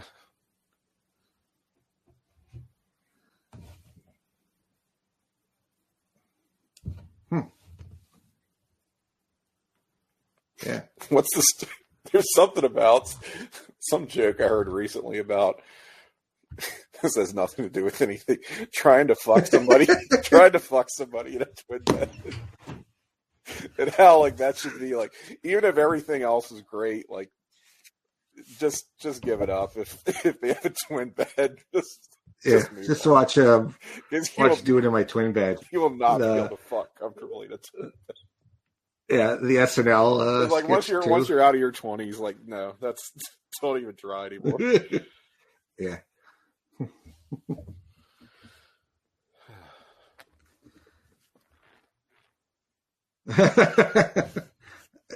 And this is the start of this really incredible relationship between these two. You know, where Tony becomes the father figure. Mm-hmm. I have very mixed feelings about that. Yeah. Yeah, I don't love it. I mean, it works for these movies. It's just, I don't know. Yeah.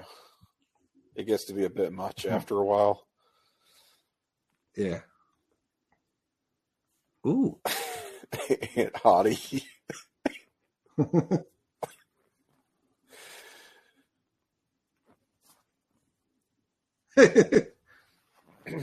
Get this shit off me, man.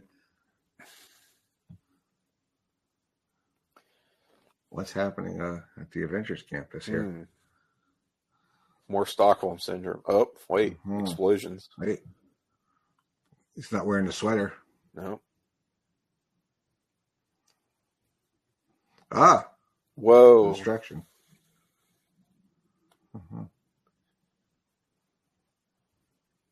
Yeah,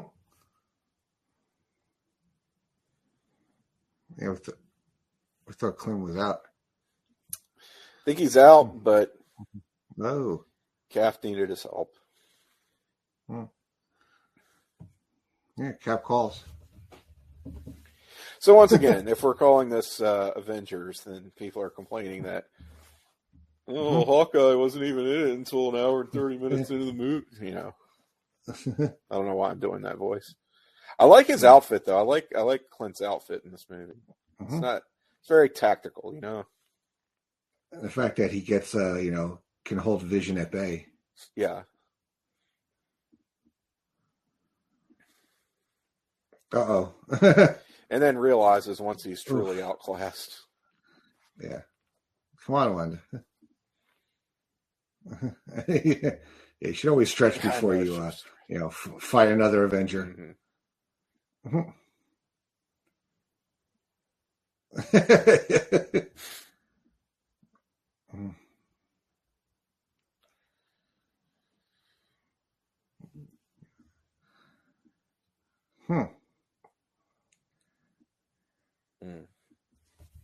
Oh. I mean, that speech really did do a lot for Wanda, I think. And in Ultron, the pep talk that she got from Hawkeye. Yep. Yeah.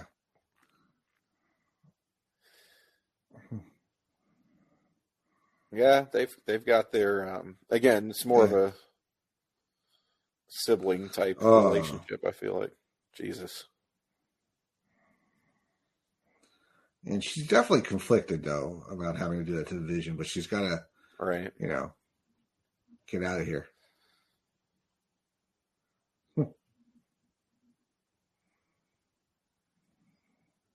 Aha.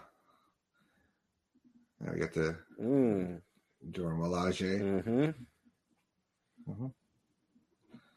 Move or you will be moved. Love that Don't line. mess with these girls.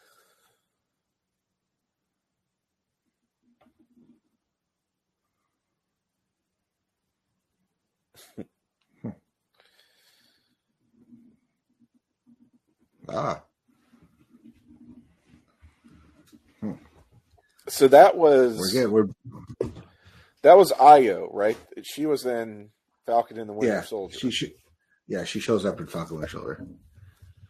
And we get the Sam Bucky stuff starts here too. Move your seat up, no. Move your seat up, no.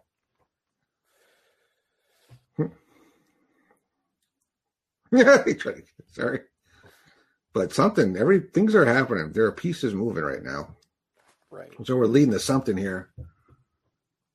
We got, Tony recruiting Spider-Man. We got, Clint breaking Wanda out of the Stockholm Syndrome. We got, a little kiss here with the, Sharon. Awkward. I kind of like that they knew it was awkward. They just did it anyway. It's not how your aunt kisses. What?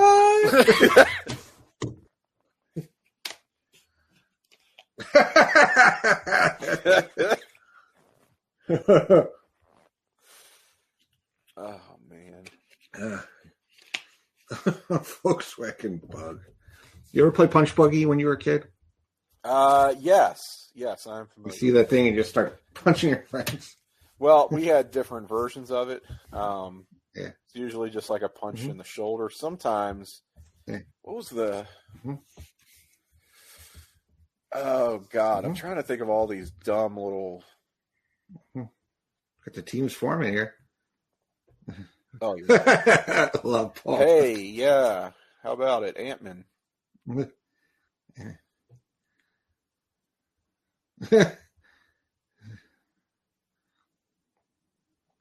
What about when you saw a vehicle with one headlight? That was a padiddle. What was that called? Yeah, we call it. That's what we called it, padiddle. Padiddle. Okay, I don't know what we call it.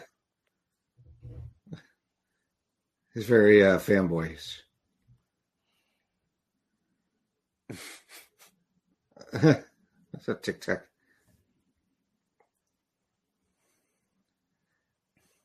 Ooh. Oh yeah, I forget that Falcon was in Ant-Man. In Ant-Man. Mm-hmm. Yeah, I need this, I need that. With Louise telling that story at the end. Yeah. She said, yes. We got the chopper. The chopper. Run to it now. Come. You lost what you. Gotta watch some of the Arnold movies at some point. Yeah. I'm debating what I'm chugging along here in the MCU, so I should be caught up soon. You're about done. Yeah. Tony and Rhodey showing up here.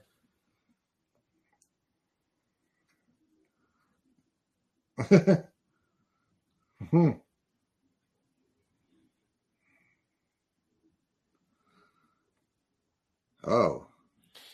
I'm trying to explain what's going on, but with the Accords and everything, it's already too late.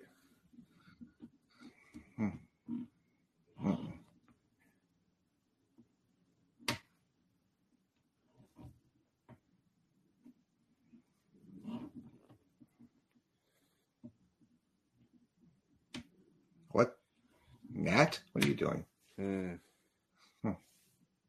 Again, she's only on the side that's going to win. Underoos? I'm so glad Underoos are in the MCU. Yeah. I had them when I was a kid. I love how the eyes move on the mask.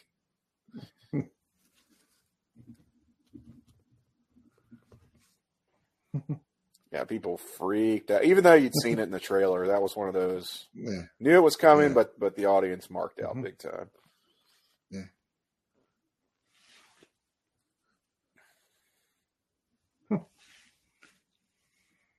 I mean, that was huge seeing Spider-Man in one of these movies. Finally, just after thinking it was never going to happen, that was the one that they weren't going to be able to pull off. Yeah, because he's got such the not only do you get Spider-Man, you get the Rogues Gallery. Although now we have the whole convoluted thing with the Sony Spideyverse. That just have this image in my head of Kevin Feige being so fucking furious. When he doesn't have Spider-Man. That he's like, what's happening? All right, and here's really the scene that the reason this movie exists. Yes. To do this whole scene. Yes, this is just. I mean, up until we get the Avengers Assemble moment in Endgame, probably my favorite whole scene ever in the MCU. Yeah. Ooh, right now, mommy, daddy button right there. Oh. Turn the tables on her, huh? Ooh. And they use all their little gifts and all their gimmicks against each other. All their gimmicks. But they do pull the punches. Yes, and notably they are it's not like they're trying to kill each other. They're, trying to subdue. Spider-Man, the Scott Shiflett of the Avengers. Just marks out for everything. Wow. I love Scott, but come on. I got to tell him I said that. The young boy. And the claw marks now on the shield, which we will continue to see for some time. Yeah.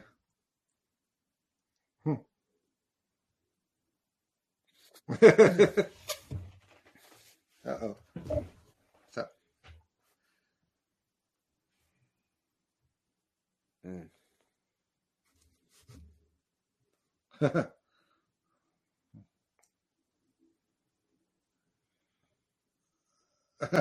Oh, shit. Oh, yeah, this is great. Cars. Just weaponizing. And I think Tony is well aware how powerful Wanda is. Right.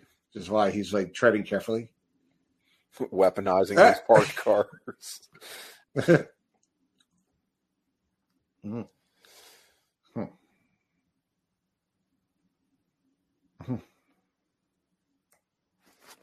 Ooh. Sam is kind of trying to avoid another Ant-Man situation here. Yeah, fully. Where he gets his butt kicked by a new guy. He's got to have a complex about that.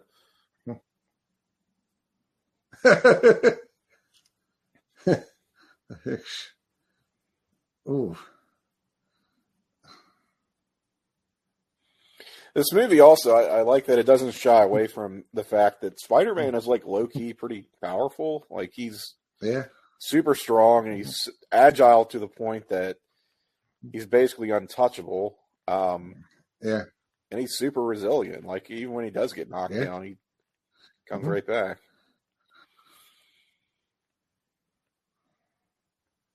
Oh, man. Another great gimmick here.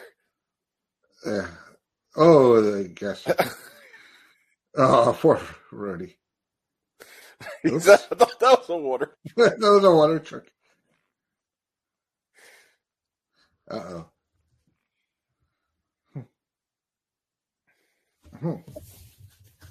Yeah.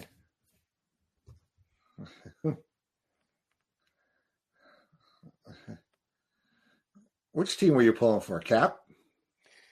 Well, look, it's going to be hard for me to ever not be on Team Cap. Go against it. So yeah, but I think I sided with Cap though. I mean, in the real world, yes, I would want these guys, these incredibly superpowered beings, to have some sort of oversight.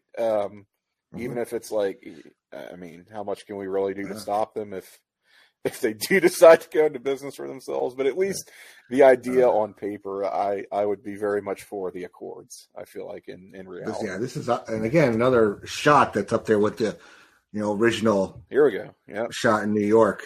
Mm-hmm. I would love though. It's kind of like wrestling when you see like a bunch of guys in the ring, and then all of a sudden you start hearing different entrance music come out. Right. Mm-hmm. Yeah, this is very, very brilliant how they teased us on this. Mm-hmm. But we, we don't get the full, Monty until the movie. Yep. See him pairing off is really good too. Yeah. Everybody has. There's a lot of great lines too. We hear.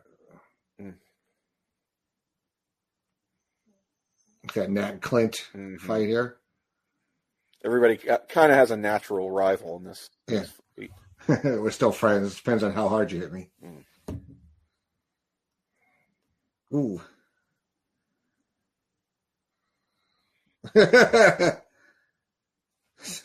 She called him out. Yeah.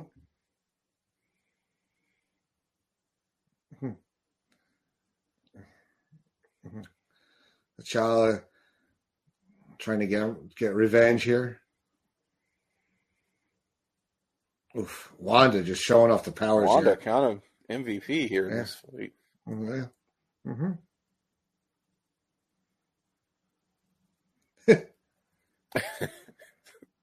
Spider-Man pointing out what the audience has been thinking for several movies now. Ooh.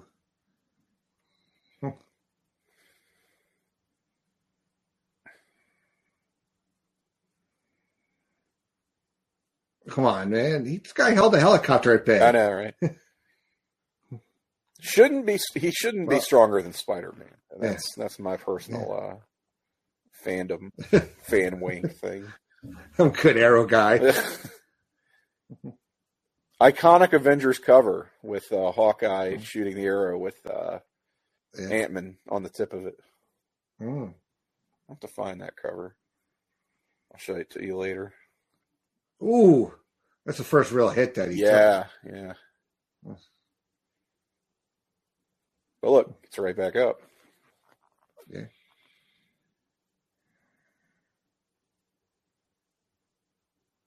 Ooh.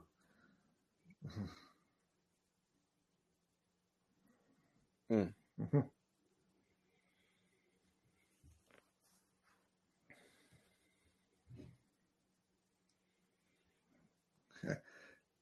Well, it's better than Martha, right? Yeah, I love the Queens Brooklyn exchange between the two of them. Mm-hmm. We do get a callback to it during Endgame. And just the idea that Cap is like very impressed. He's like he's that old man impressed. When an old person is impressed with you, but they don't. They show it without saying it, kind of thing. How he flushes him out here. Yeah. Something else. We also get that call back too in Endgame.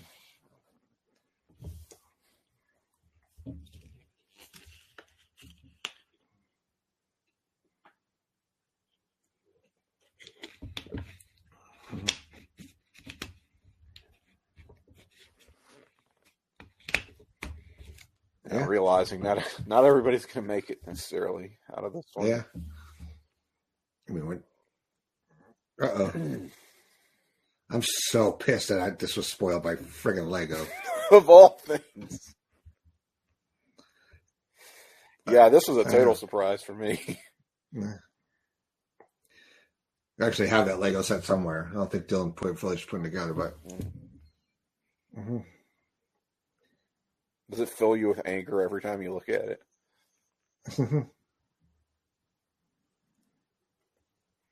Oof. Oh, this is so cool. even him is like, oh, what the heck? What's happening? This got a huge theater pop, too. Yeah, it did. You're back by Rudy.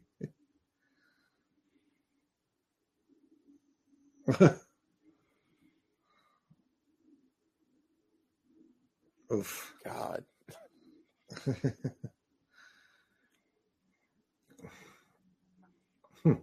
So cool. Mm. Also, the fact that my Giant Man figure is worth a lot of money, so okay. I love seeing him brought into the play.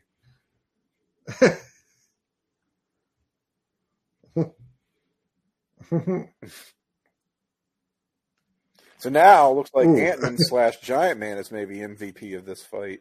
Yeah. I don't know. The anti-accord, anti-registration, whatever you want to call them, they've got they might have the power advantage here.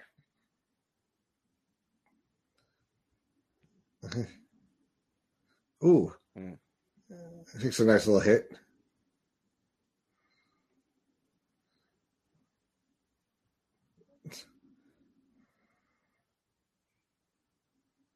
Seeing that vibranium come into play here with the Black Panther. Oh, man, what a line.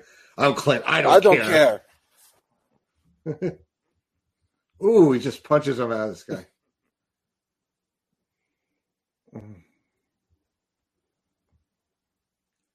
Ooh.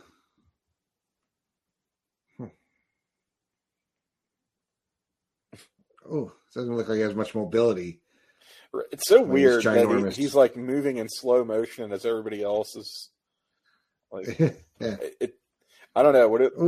Would it just look too bizarre to see a giant, like kaiju sort of monster moving at regular speed? Are we just so used to that with these depictions? I don't know. It just flew at me. Uh-oh. God. Go, goddammit. Oh. So they're working on their Wanda weapons to keep her at bay. Anti-Wanda ordinance.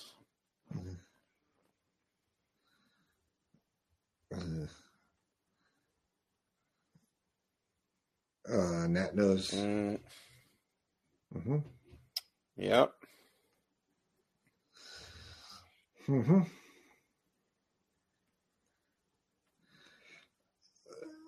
That hurt my heart when he said that. Really old movie, Empire Strikes Back. I was like, are you kidding me? Am I that old? Well, it also just seems silly that anyone wouldn't know that movie. Yeah. It only came out 33 years before this movie. Yes, it is an old movie, but it's kind of an old movie everyone knows. Ooh, KO. It takes a hit, and down he goes. Down goes Frasier. He's like, I've had enough of being big.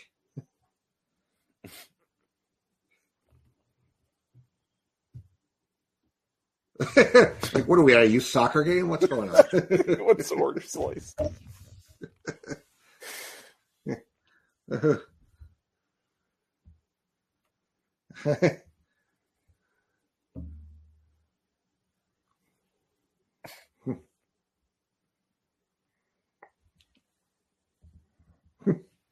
I'll call him A.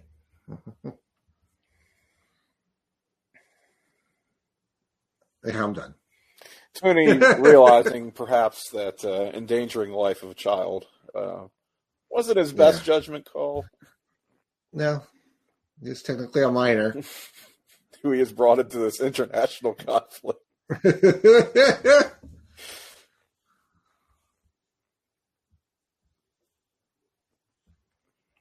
Mhm.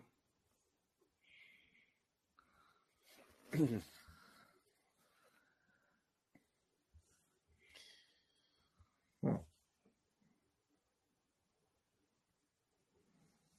Yeah, he's kind of right. Hmm. Yeah. Rose ain't giving up.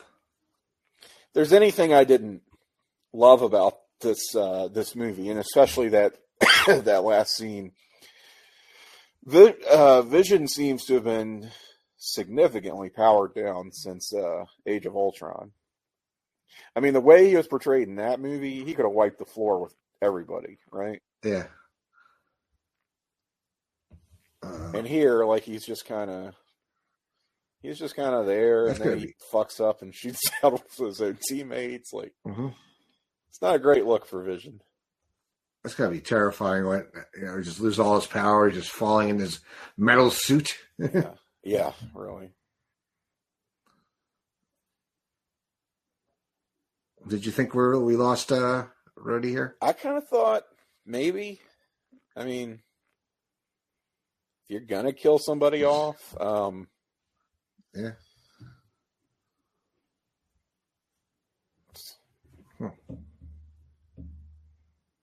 I don't want to say he's disposable, but I mean, we'd seen him throughout a few movies, and not a main eventer, so yeah. I killed Quicksilver, so if you kill Quicksilver, why not War Machine? Yeah.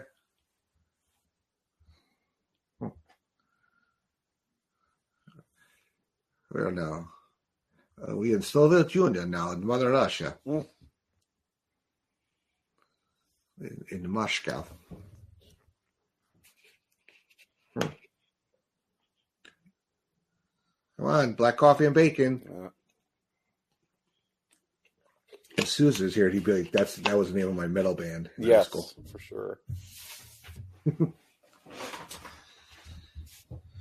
Ugh, that's gnarly. What's happening in this bathtub here?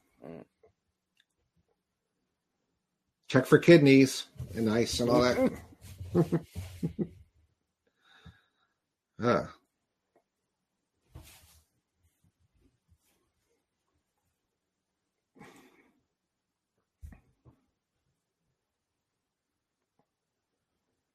It's my fault.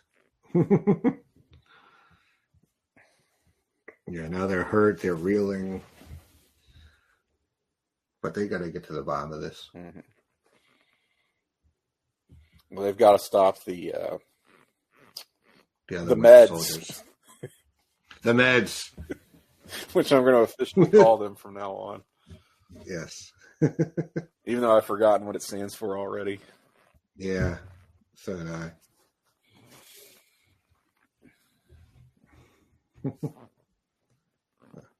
Let's go back and listen to the tape later.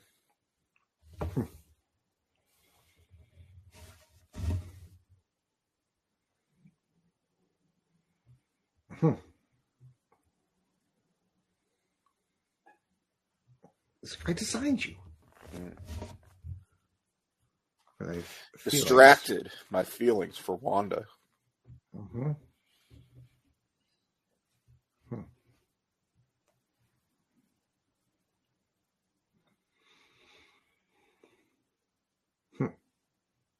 Or did you do it on purpose? Because, Yeah. Trying to help Wanda side.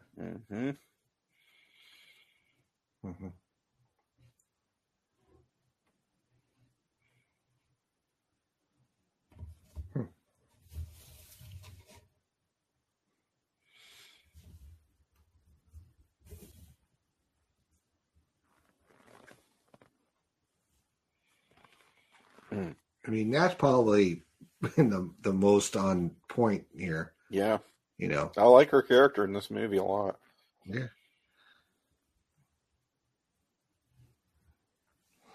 And she realizes that they're treading, starting to play a dangerous game here because, one of them is down and, could be, not the same.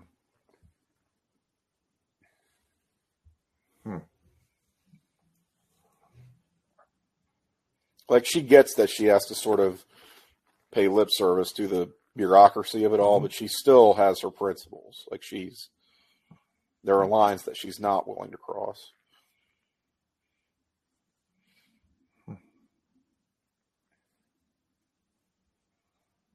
And quite frankly, she likes Cap a lot more than she likes Tony.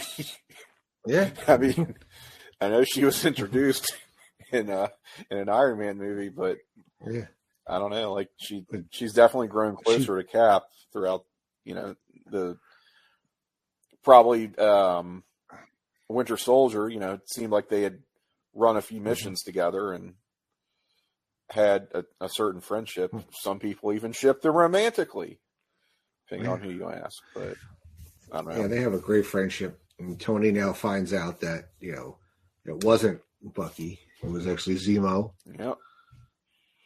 And his plot all along. And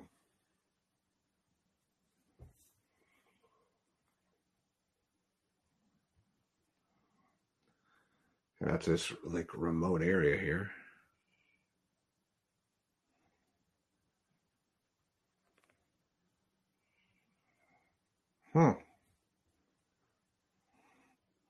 Lord knows what she's going to find in here.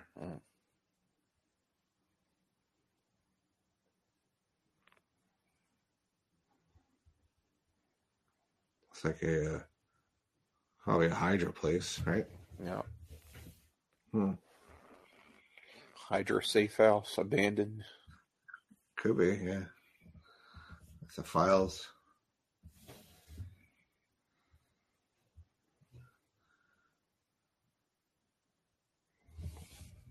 The meds. You think we were going to get to? You think we were going to get to see the meds in action again?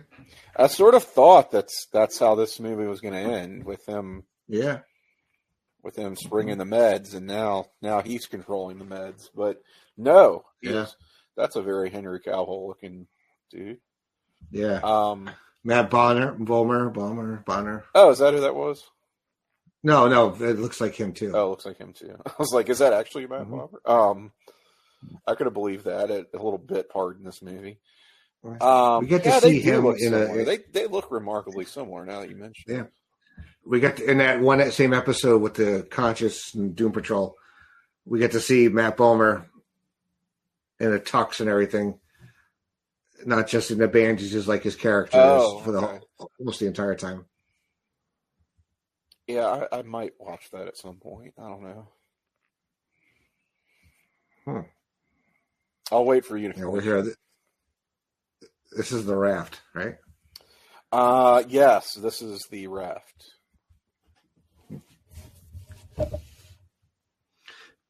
Kind of reminds me of Azkaban.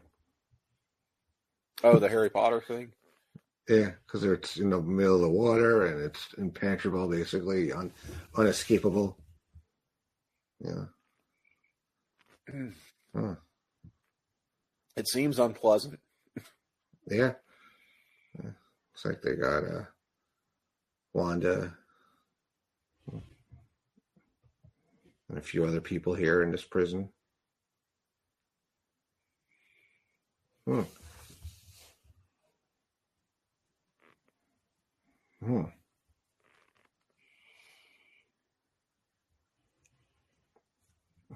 so they got Wanda, Clint, Ant-Man back there. Yep.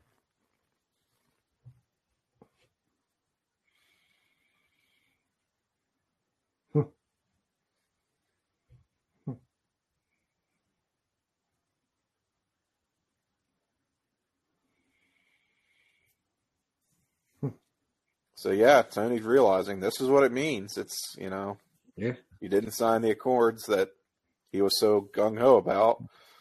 Yeah. It's gonna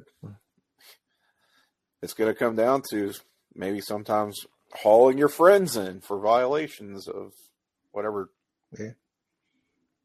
terms and laws and provisions this thing lays out.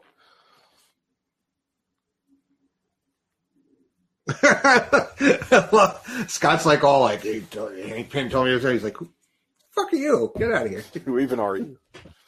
Yeah. Why are you even here?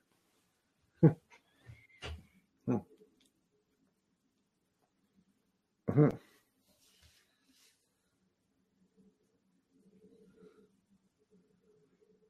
Mark Furman. Nice reference there.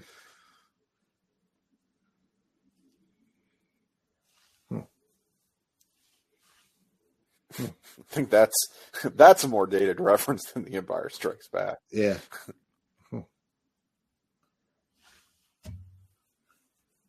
I don't think a lot of people would get that too if you weren't like alive or during that time. Yeah. So long ago now. Mm-hmm. Although I think this is the same year that FX did The People versus O.J. Simpson. So that they got lucky there on their timing. Yeah.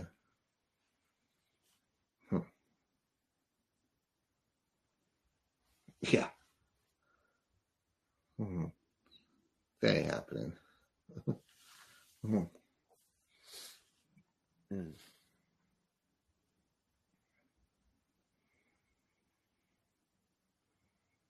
Yeah, it drives him crazy.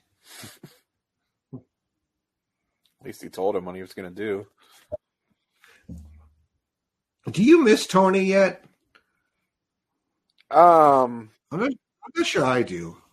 You're not sure you miss him? I mean, I'm sure I do down deep, but I think we're in such uncharted waters with the MCU right now.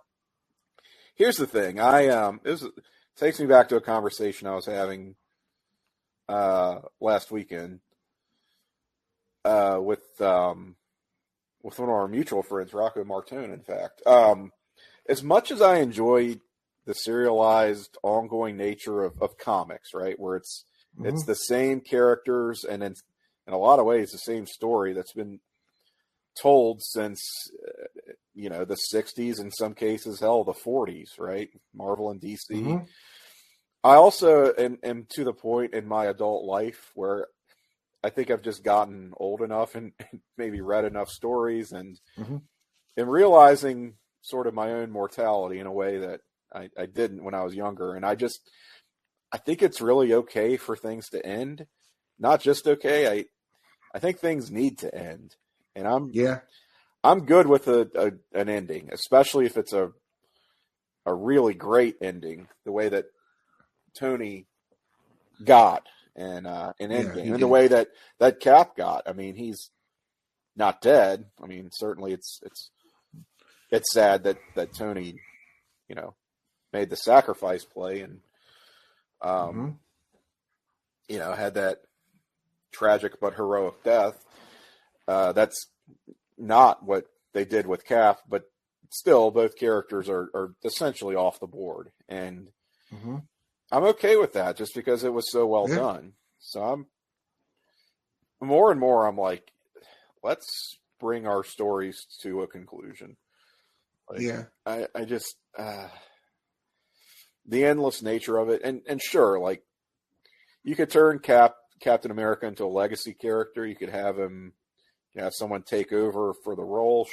Great. But let Steve Rogers' story be over. Let Tony Stark's story be over.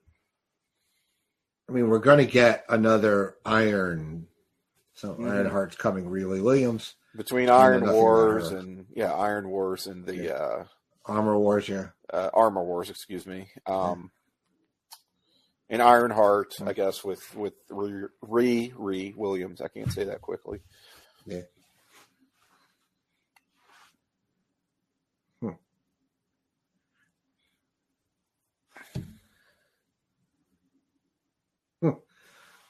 Tony's starting to bend the rules. That's one of the things I like about the MCU is it kind of forces them to end these stories for the characters in ways that the comics do not. Characters don't have to age in the comics, right? You can just, even though they probably should after 60, 80 consecutive years of publication, there are ways that you don't have to age your characters in the comics. You can do, the rotating compressed timeline sort of thing. You can have them age and then be de-aged. They can die and come back to life. All sorts of tricks you can do in print that you cannot do in reality because Robert Downey Jr. is a person, and he's getting older. Mm. Chris Evans is a person. He's getting older. He wants to do other things. Like, you can't Mm. tell these endless stories because the people that portray the characters just aren't going to be around forever, aren't going to want to play these parts forever. Oh. So it looks like Tony and Cap made up, and Yeah, made up. And Zemo took out the meds. Zemo just took the meds out. They've all just got a bullet in their head. Yeah. So Swerve, didn't see that coming. Yeah. But consistent with what we've learned about Zemo's character. Mm-hmm. He hates supers. Yeah. And we get the the wild card here with T'Challa showing up as well. Yes, T'Challa lurking in the background. This roller coaster continues, though, where we saw, this real brutal kind of fight at the airport. A bunch of former friends and teammates taken prisoner, and now Tony and Cap back on the same page. Yeah. But that will kind not of spoiler. Yeah. That's Scott Shifley with spoiler alert. Spoiler alert. Not gonna laugh. Spoiler alert, they get into another fight. Yeah. Mm-hmm.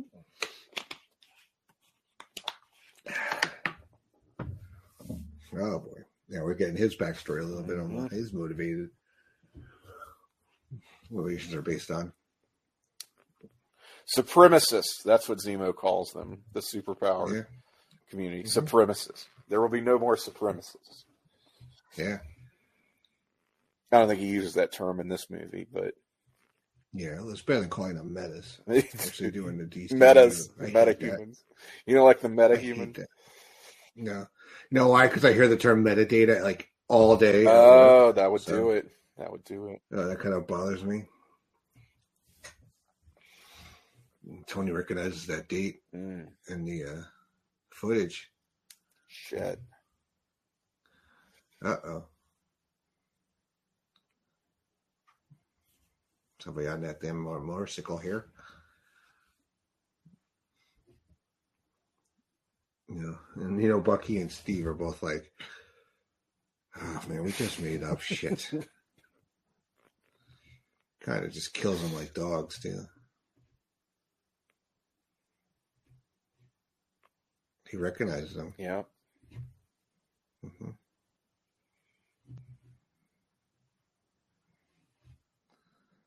Ooh. Oof. I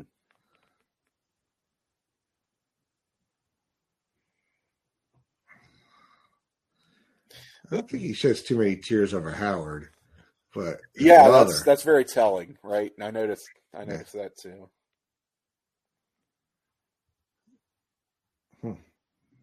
Bucky, gives her, I guess, a less violent death. Steve's like, oh shit.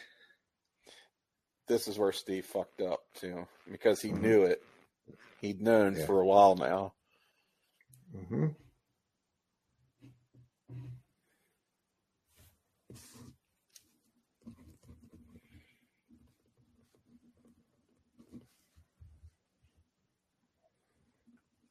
Yeah, and he has to admit. Mm-hmm. Yeah. So we think he first learned this at Zola's compound, right? Yeah. Mm-hmm. That's the one thing they don't really go into here. Yeah. Mm-hmm.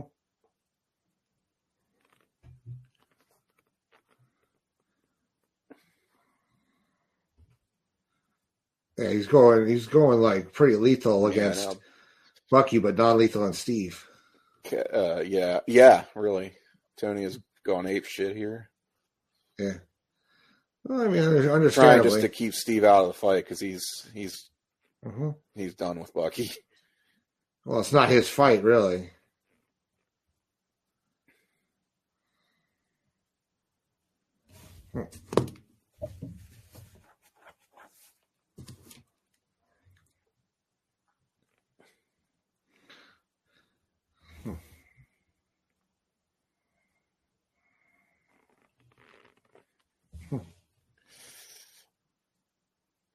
Ooh.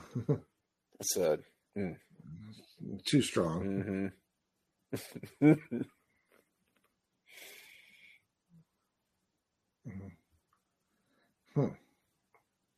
So Tony's armor here is not in great fighting shape, I gather. Well, it's kind of beat up. Mm-hmm. I mean, that arm of Bucky's can really mess you up.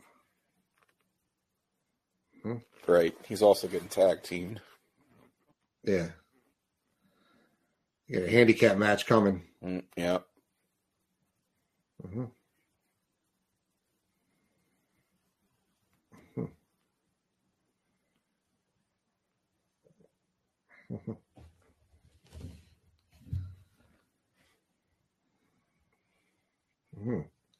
Targeting system all messed up. Yeah. Ooh, not bad for an eyeball. Ooh. It's like I'm going to get some.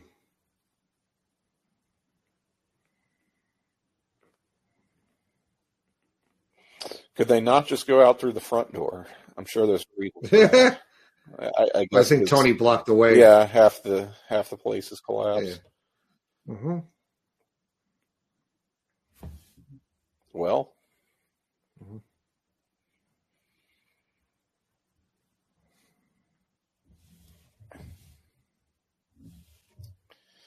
Conspicuous by his absence. His absence? How about where's Black Panther? Yeah, we know he's here. He just hasn't made himself present. We get the one-on-one fight here finally, but then we get Bucky into the fray.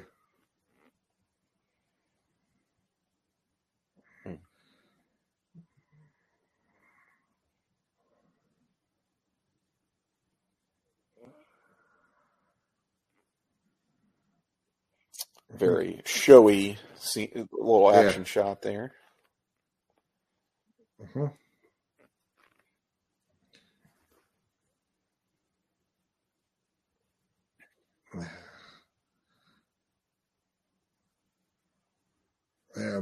Bucky just gets the best of him for the most part. Well, until that point. I guess his arm's showing off. Do you think that hurts? Do you think he has feeling in the metal arm? No, probably not. I don't know if he's got feeling. He's got control over it. Control, but no sensation.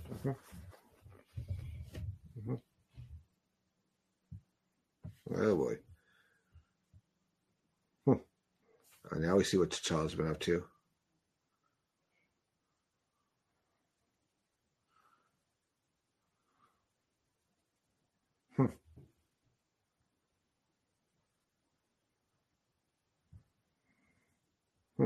T'Challa knows. Yeah.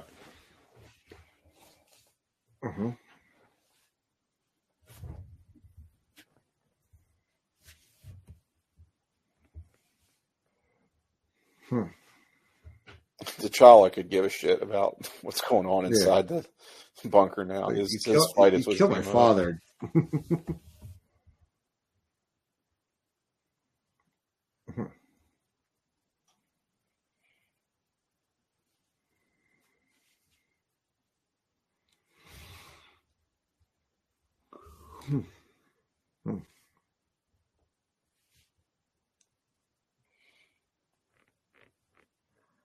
This movie addresses a lot of those issues that I think and a lot of people had coming out of Age of Ultron, where they decimated an entire country, and basically it was indirectly saved as many as they could. Yeah. I'd be pretty damn pissed too if I was Zemo. Yeah.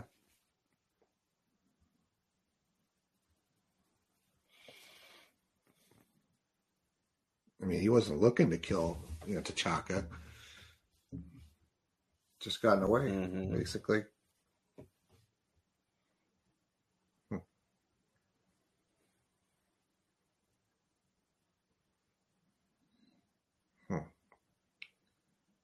So I was like, I ain't gonna kill him. Mm.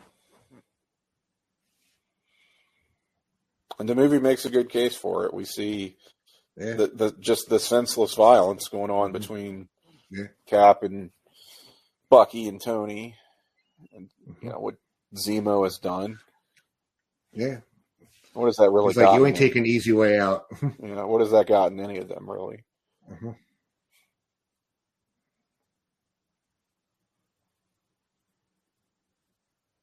Mm-hmm. Mm-hmm. Mm-hmm. Mm-hmm. Damn.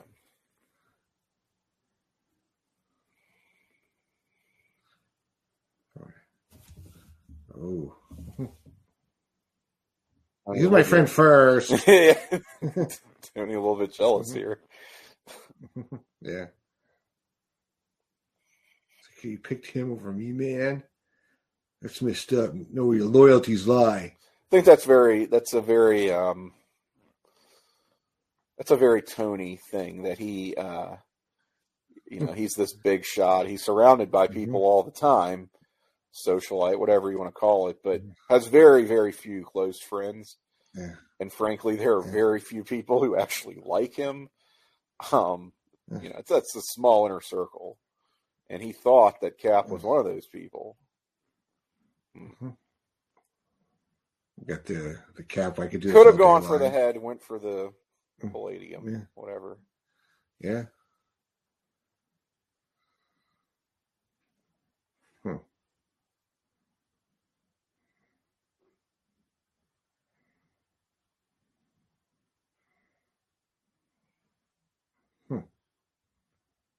He thought that Cap was one of the few people who he could truly count as a friend, who really got him and liked him. Yeah.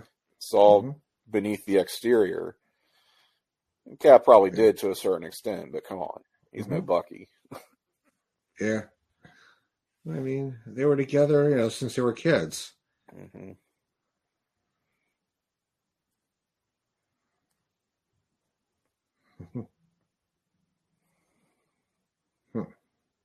Like, all right. There's your shield. You want the shield? Asshole. Yeah. Showed up your ass. You go. Again, something that, this gets paid off later on. The shield is basically a symbol. Mm-hmm.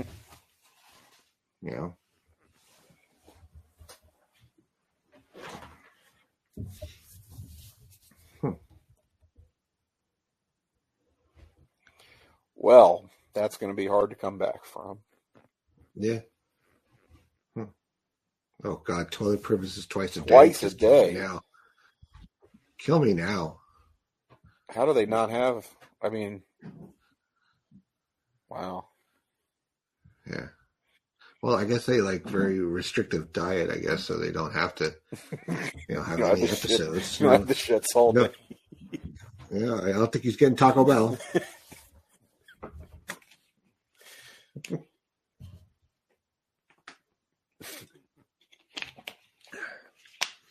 I don't know if we're going to see more of Martin Freeman. I feel like he ought to be in Black Panther 2. Yeah. Mm-hmm. Is life really worth it without Taco Bell? Yeah. Well, I've come back to Taco Bell after many years away. I have not ever taken a Taco Bell hiatus. You might say that I enjoy. I really have embraced their slogan, "Live Moss." Yeah, I was gonna say you live Moss, especially if the past 2 years really. I know somebody that really wouldn't be able to live life without Taco Bell. So, quite literally. But no, it's great. Taco Bell is like one of those things that it was always there. I don't know why I surpassed it, went by, but bypassed it, not surpassed it, but surpassed it. I just hate Chipotle so much. You hate Chipotle? Chipotle is so overpriced. Oh, I call them the burrito Nazis. Yeah. What do you want?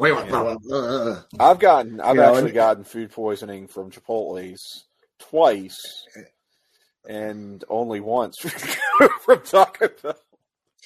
Wow, you've got a lot more food poisoning in your life than I have. I've gotten it, I think, once. Like once a year at least. Oh, yeah. I got it from Whole Foods, from the hot bar at Whole Foods. Ooh. I got food poisoning. Yeah, chimichurri meatballs. No, not a good idea. That's rough. Yeah, it was rough because, not to get all gross, but like it hit me on a Thursday and I suppressed it and kept it down. Ooh.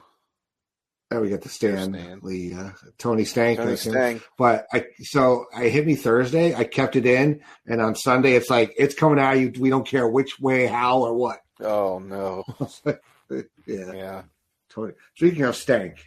Yeah. Yeah, food poisoning is terrible. It's good to see Rhodey though rehabbing. Yes, Rhodey can walk again, sort of. Mm-hmm. Yeah. And we get to Steve and we got Wanda in some kind of suit or apparatus. Yeah, something to keep her at bay. Maybe something, to keep her from using her powers. Mm-hmm.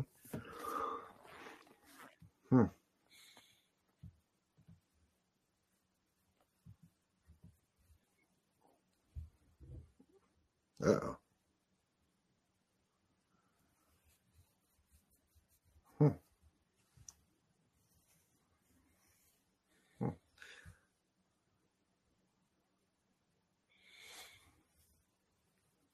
Very old-fashioned of Cap to write a letter. Yeah. Well, I mean, he can't be traced then. Yeah. It's got to go analog, with that flip phone there. Mm-hmm.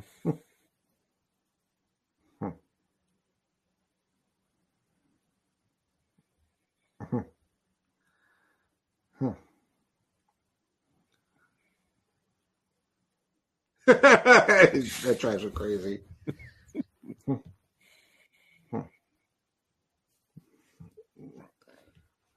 The breach at the raft. He really only gets Sam out, right?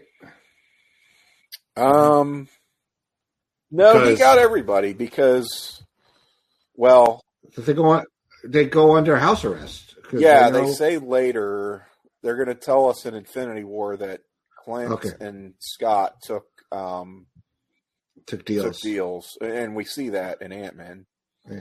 So I guess he didn't bust them out, but he must have busted out Wanda too because she goes into hiding with Vision. Mm-hmm. All right, so let's see what we got here. I think we get two scenes, right? We'll get to. Let me just. God, what are the post credits in this one? I'm trying.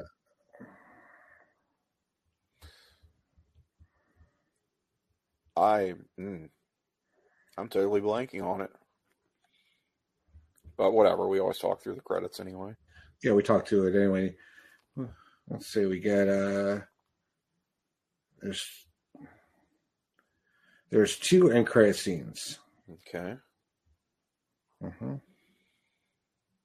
So what are the movies after this? We've got Doctor Strange, I believe, is next. Doctor Strange, that's the same year, right? That fall? Yeah. Mm-hmm. Let me see. Then you've got I have my handy dandy list here. Guardians 2. Yeah, we got Spider-Man. Doctor Strange, Guardians 2. Yeah. Spider-Man, Homecoming, which I think I have to skip because it's not streaming anywhere. It's not on the streaming. That's stupid. And then I do have Scott Criscolo booked for Thor Ragnarok after that. Ooh, that's a good one. Yeah. All right. So we're in. Yeah. This whole setup. Wakanda. Yeah. We get to see the real Wakanda. Yeah. Mm-hmm.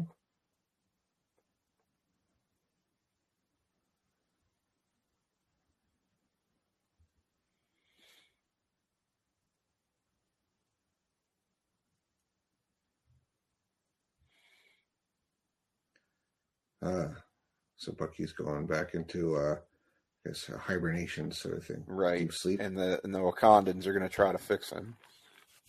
Yeah, get whatever programming in and out.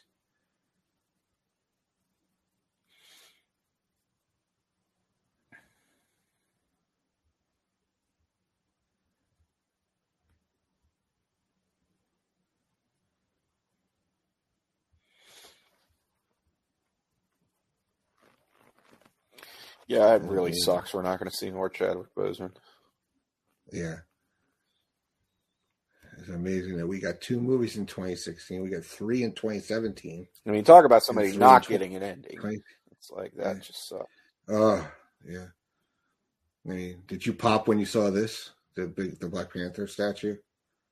Kind of. I don't know. It was like I kind of already knew where they were, so it was. Yeah. I guess I didn't really need it confirmed.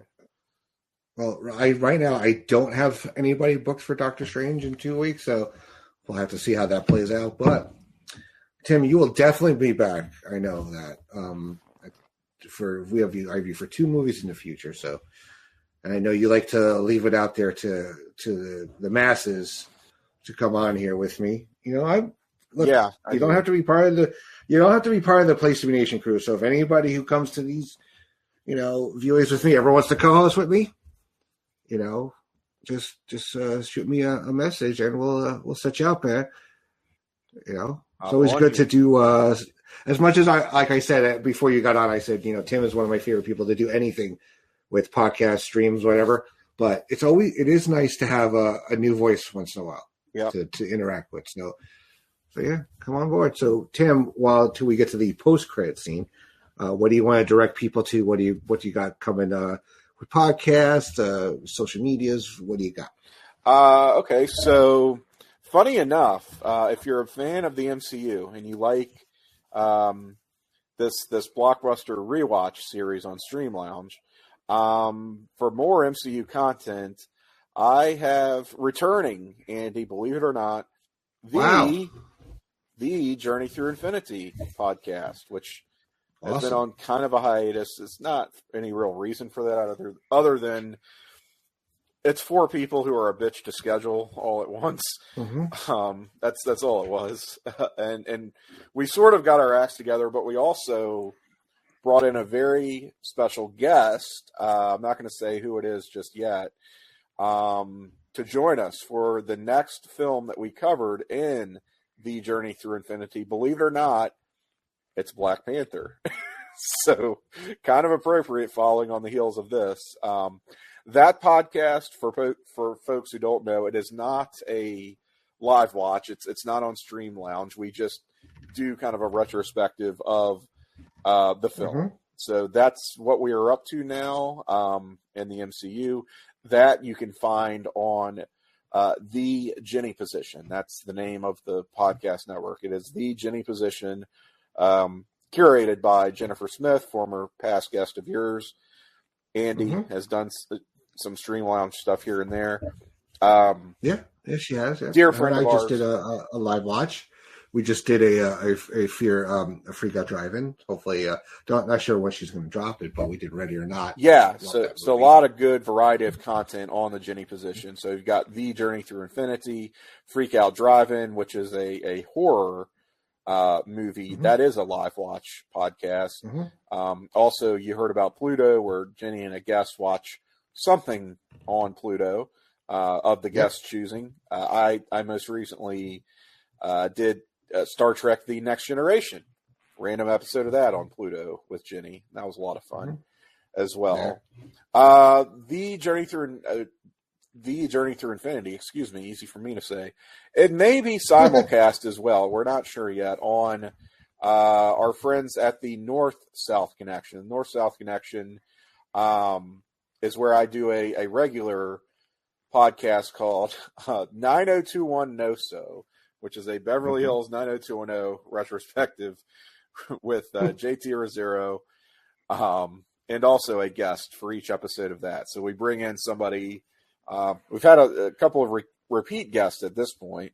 So if you're a fan of that show and want to get in to join us, we're about almost through the first season. We've only got a handful of episodes left here. Yeah, and 4 or 5 at last count. episodes left in the first season of 90210. So moving into the second season, got some slots open. If you want to be a guest on that, you can reach out to me or JT if you know JT. But to get in touch with me, I am on Twitter. I am at Syke68, CYKE68, just like my username avatar says. Okay. So you don't have to be somebody who's done a podcast before. You don't have to be somebody who knows me, knows Justin. Just if you're a fan and you want to reach out, you want to do a podcast, we will certainly need guests because we got a lot of episodes of that show. You will definitely accept randos. Accept randos, sure. And we have before. Beyond that, I think mostly the things I can talk about are things that you would probably like to talk about, Andy. So I'll throw it over to you. All right. So also, Tim didn't mention he has 2 shows on the PlayStation Wrestling Network. That is PTB and NXT and Talking WCW. So check those out. Very fine shows. Yeah, Tim and I do a show. Semi-monthly. Yeah. Tim and I do also a show with. We're going to be picking up again because Moon Knight just started. Yep. That is Pop Goes to the Couch, where we will review every episode of that show with Scott Shiflett and Sean Kidd. That will drop weekly. And, we're looking forward to Obi-Wan Kenobi. We have The Boys. We have a lot of stuff we're going to talk about. And we're going to start talking about a couple other things that we don't talk about on the show, like any other shows that we've streamed. Otherwise, like I did Doom Patrol. We could talk about Tim and I both watched Yellow Jackets. Scott and Sean watched Yellow Jacket, 1883. Not Yellow Jacket, I mean Yellowstone in 1883. So we're looking to kind of expand that show a little bit, not too much. Hopefully, Year and Pop will be back soon. That has been a long hiatus just because I've been a little too lazy to do the notes because I do a lot of prep for that show. So I'll continue my plugs after the post credit scene. Yes. Yes.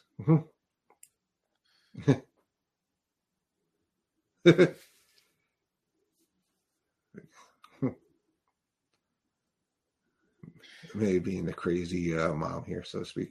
You could tell this must have been filmed a bit after the movie because Tom Holland's got a different haircut. Yeah. A little bit longer in this scene. Yeah. I think they probably waited till they knew they were going to do the Spider-Man movie. Mm-hmm. I mean, I think they got the character first, and then I think the ability to do a full-on Spider-Man movie came a little bit later. Yep. That would make sense. We get it very cool. We get the Spidey symbol there with all the tech he's got from the announced Spider-Man Return, which is very cool. It definitely did pop everybody. So, very cool. Also, though, just check out everything on the PlayStation Pop Experience. I have the Muppet Pod with Miranda that we drop monthly, the Disney Pod with Miranda and Steve. We are up to the next one to drop will be Rescuers Down Under in the month of April. Actually, I think 2 weeks. Actually, a week from now, a little bit over a week, it'll be dropping. And yeah, I have other stuff in the works. I want to do my cartoon show. I want to do some other things. There's only so many hours in a day, and everybody's got their own pod, so it's hard to get guests sometimes. But I'm gonna keep plugging away and trying. Check out everything, all the pods, the PlayStation Wrestling Network, North-South Connection, and the James Position. Check out PlayStation.com. We'll be under new management shortly, so hopefully that'll get a fresh coat of paint soon. And just keep following us here on Stream Lounge. I mean, Tim, hopefully maybe we'll do some stuff on his own at times. There's got to be stuff out here for you, Tim, to do. Just I have ideas. I have more ideas than time, sadly. That is a very true statement. I do appreciate that. I think I'm contemplating. I think I may be doing Star Wars after MCU after I'm all caught up. So I'm not mentally prepared yet to do DCEU. I gotta really, because I am not a fan of a lot of those movies. So it'll be a very different watch there. But no, I'm looking forward to it. And once again, thank you everybody who came in here and watched along with us. To Paul and Kraken and Mark, Jed, AFM, everybody, shows up here and just hangs out with us. We have a great time. We love doing this. This is every other Wednesday night. I will be doing this. I wish I had more time to, ability to do more of these. But the Harry Potter one will be coming as well, and that will be one Sunday a month. And we're looking to start that, I think, a week after Easter. Okay. So keep an eye out for that. I think that would be April 24th. So hopefully we'll start doing that. And if we start in April, that means we'll be done in. Because we love Harry Potter. Yeah, come on in, man. Those will, with Miranda and Scott, those will be pretty PG. So that would be very family friendly. Talk about Harry Potter. So I do love it. I have not watched all of them all the way through, even though they're on cable an insane amount of times. On weekends. But I've never seen the first one. You've never seen the first one? Wow. I've never seen any of them. Is what I mean. Oh, okay. They're enjoyable, I think. I didn't read the books until after I saw the first one, so I'm on theaters. I do really like it. All right, cool. So thank you everybody once again, and thank you Tim for spending a Wednesday night with me. I appreciate it as always. This will be dropping as a pod probably a couple of months from now. A year. So a year. Who knows? It'll drop. The Scott Pilgrim pod is still not been released yet. So one of these days, come on.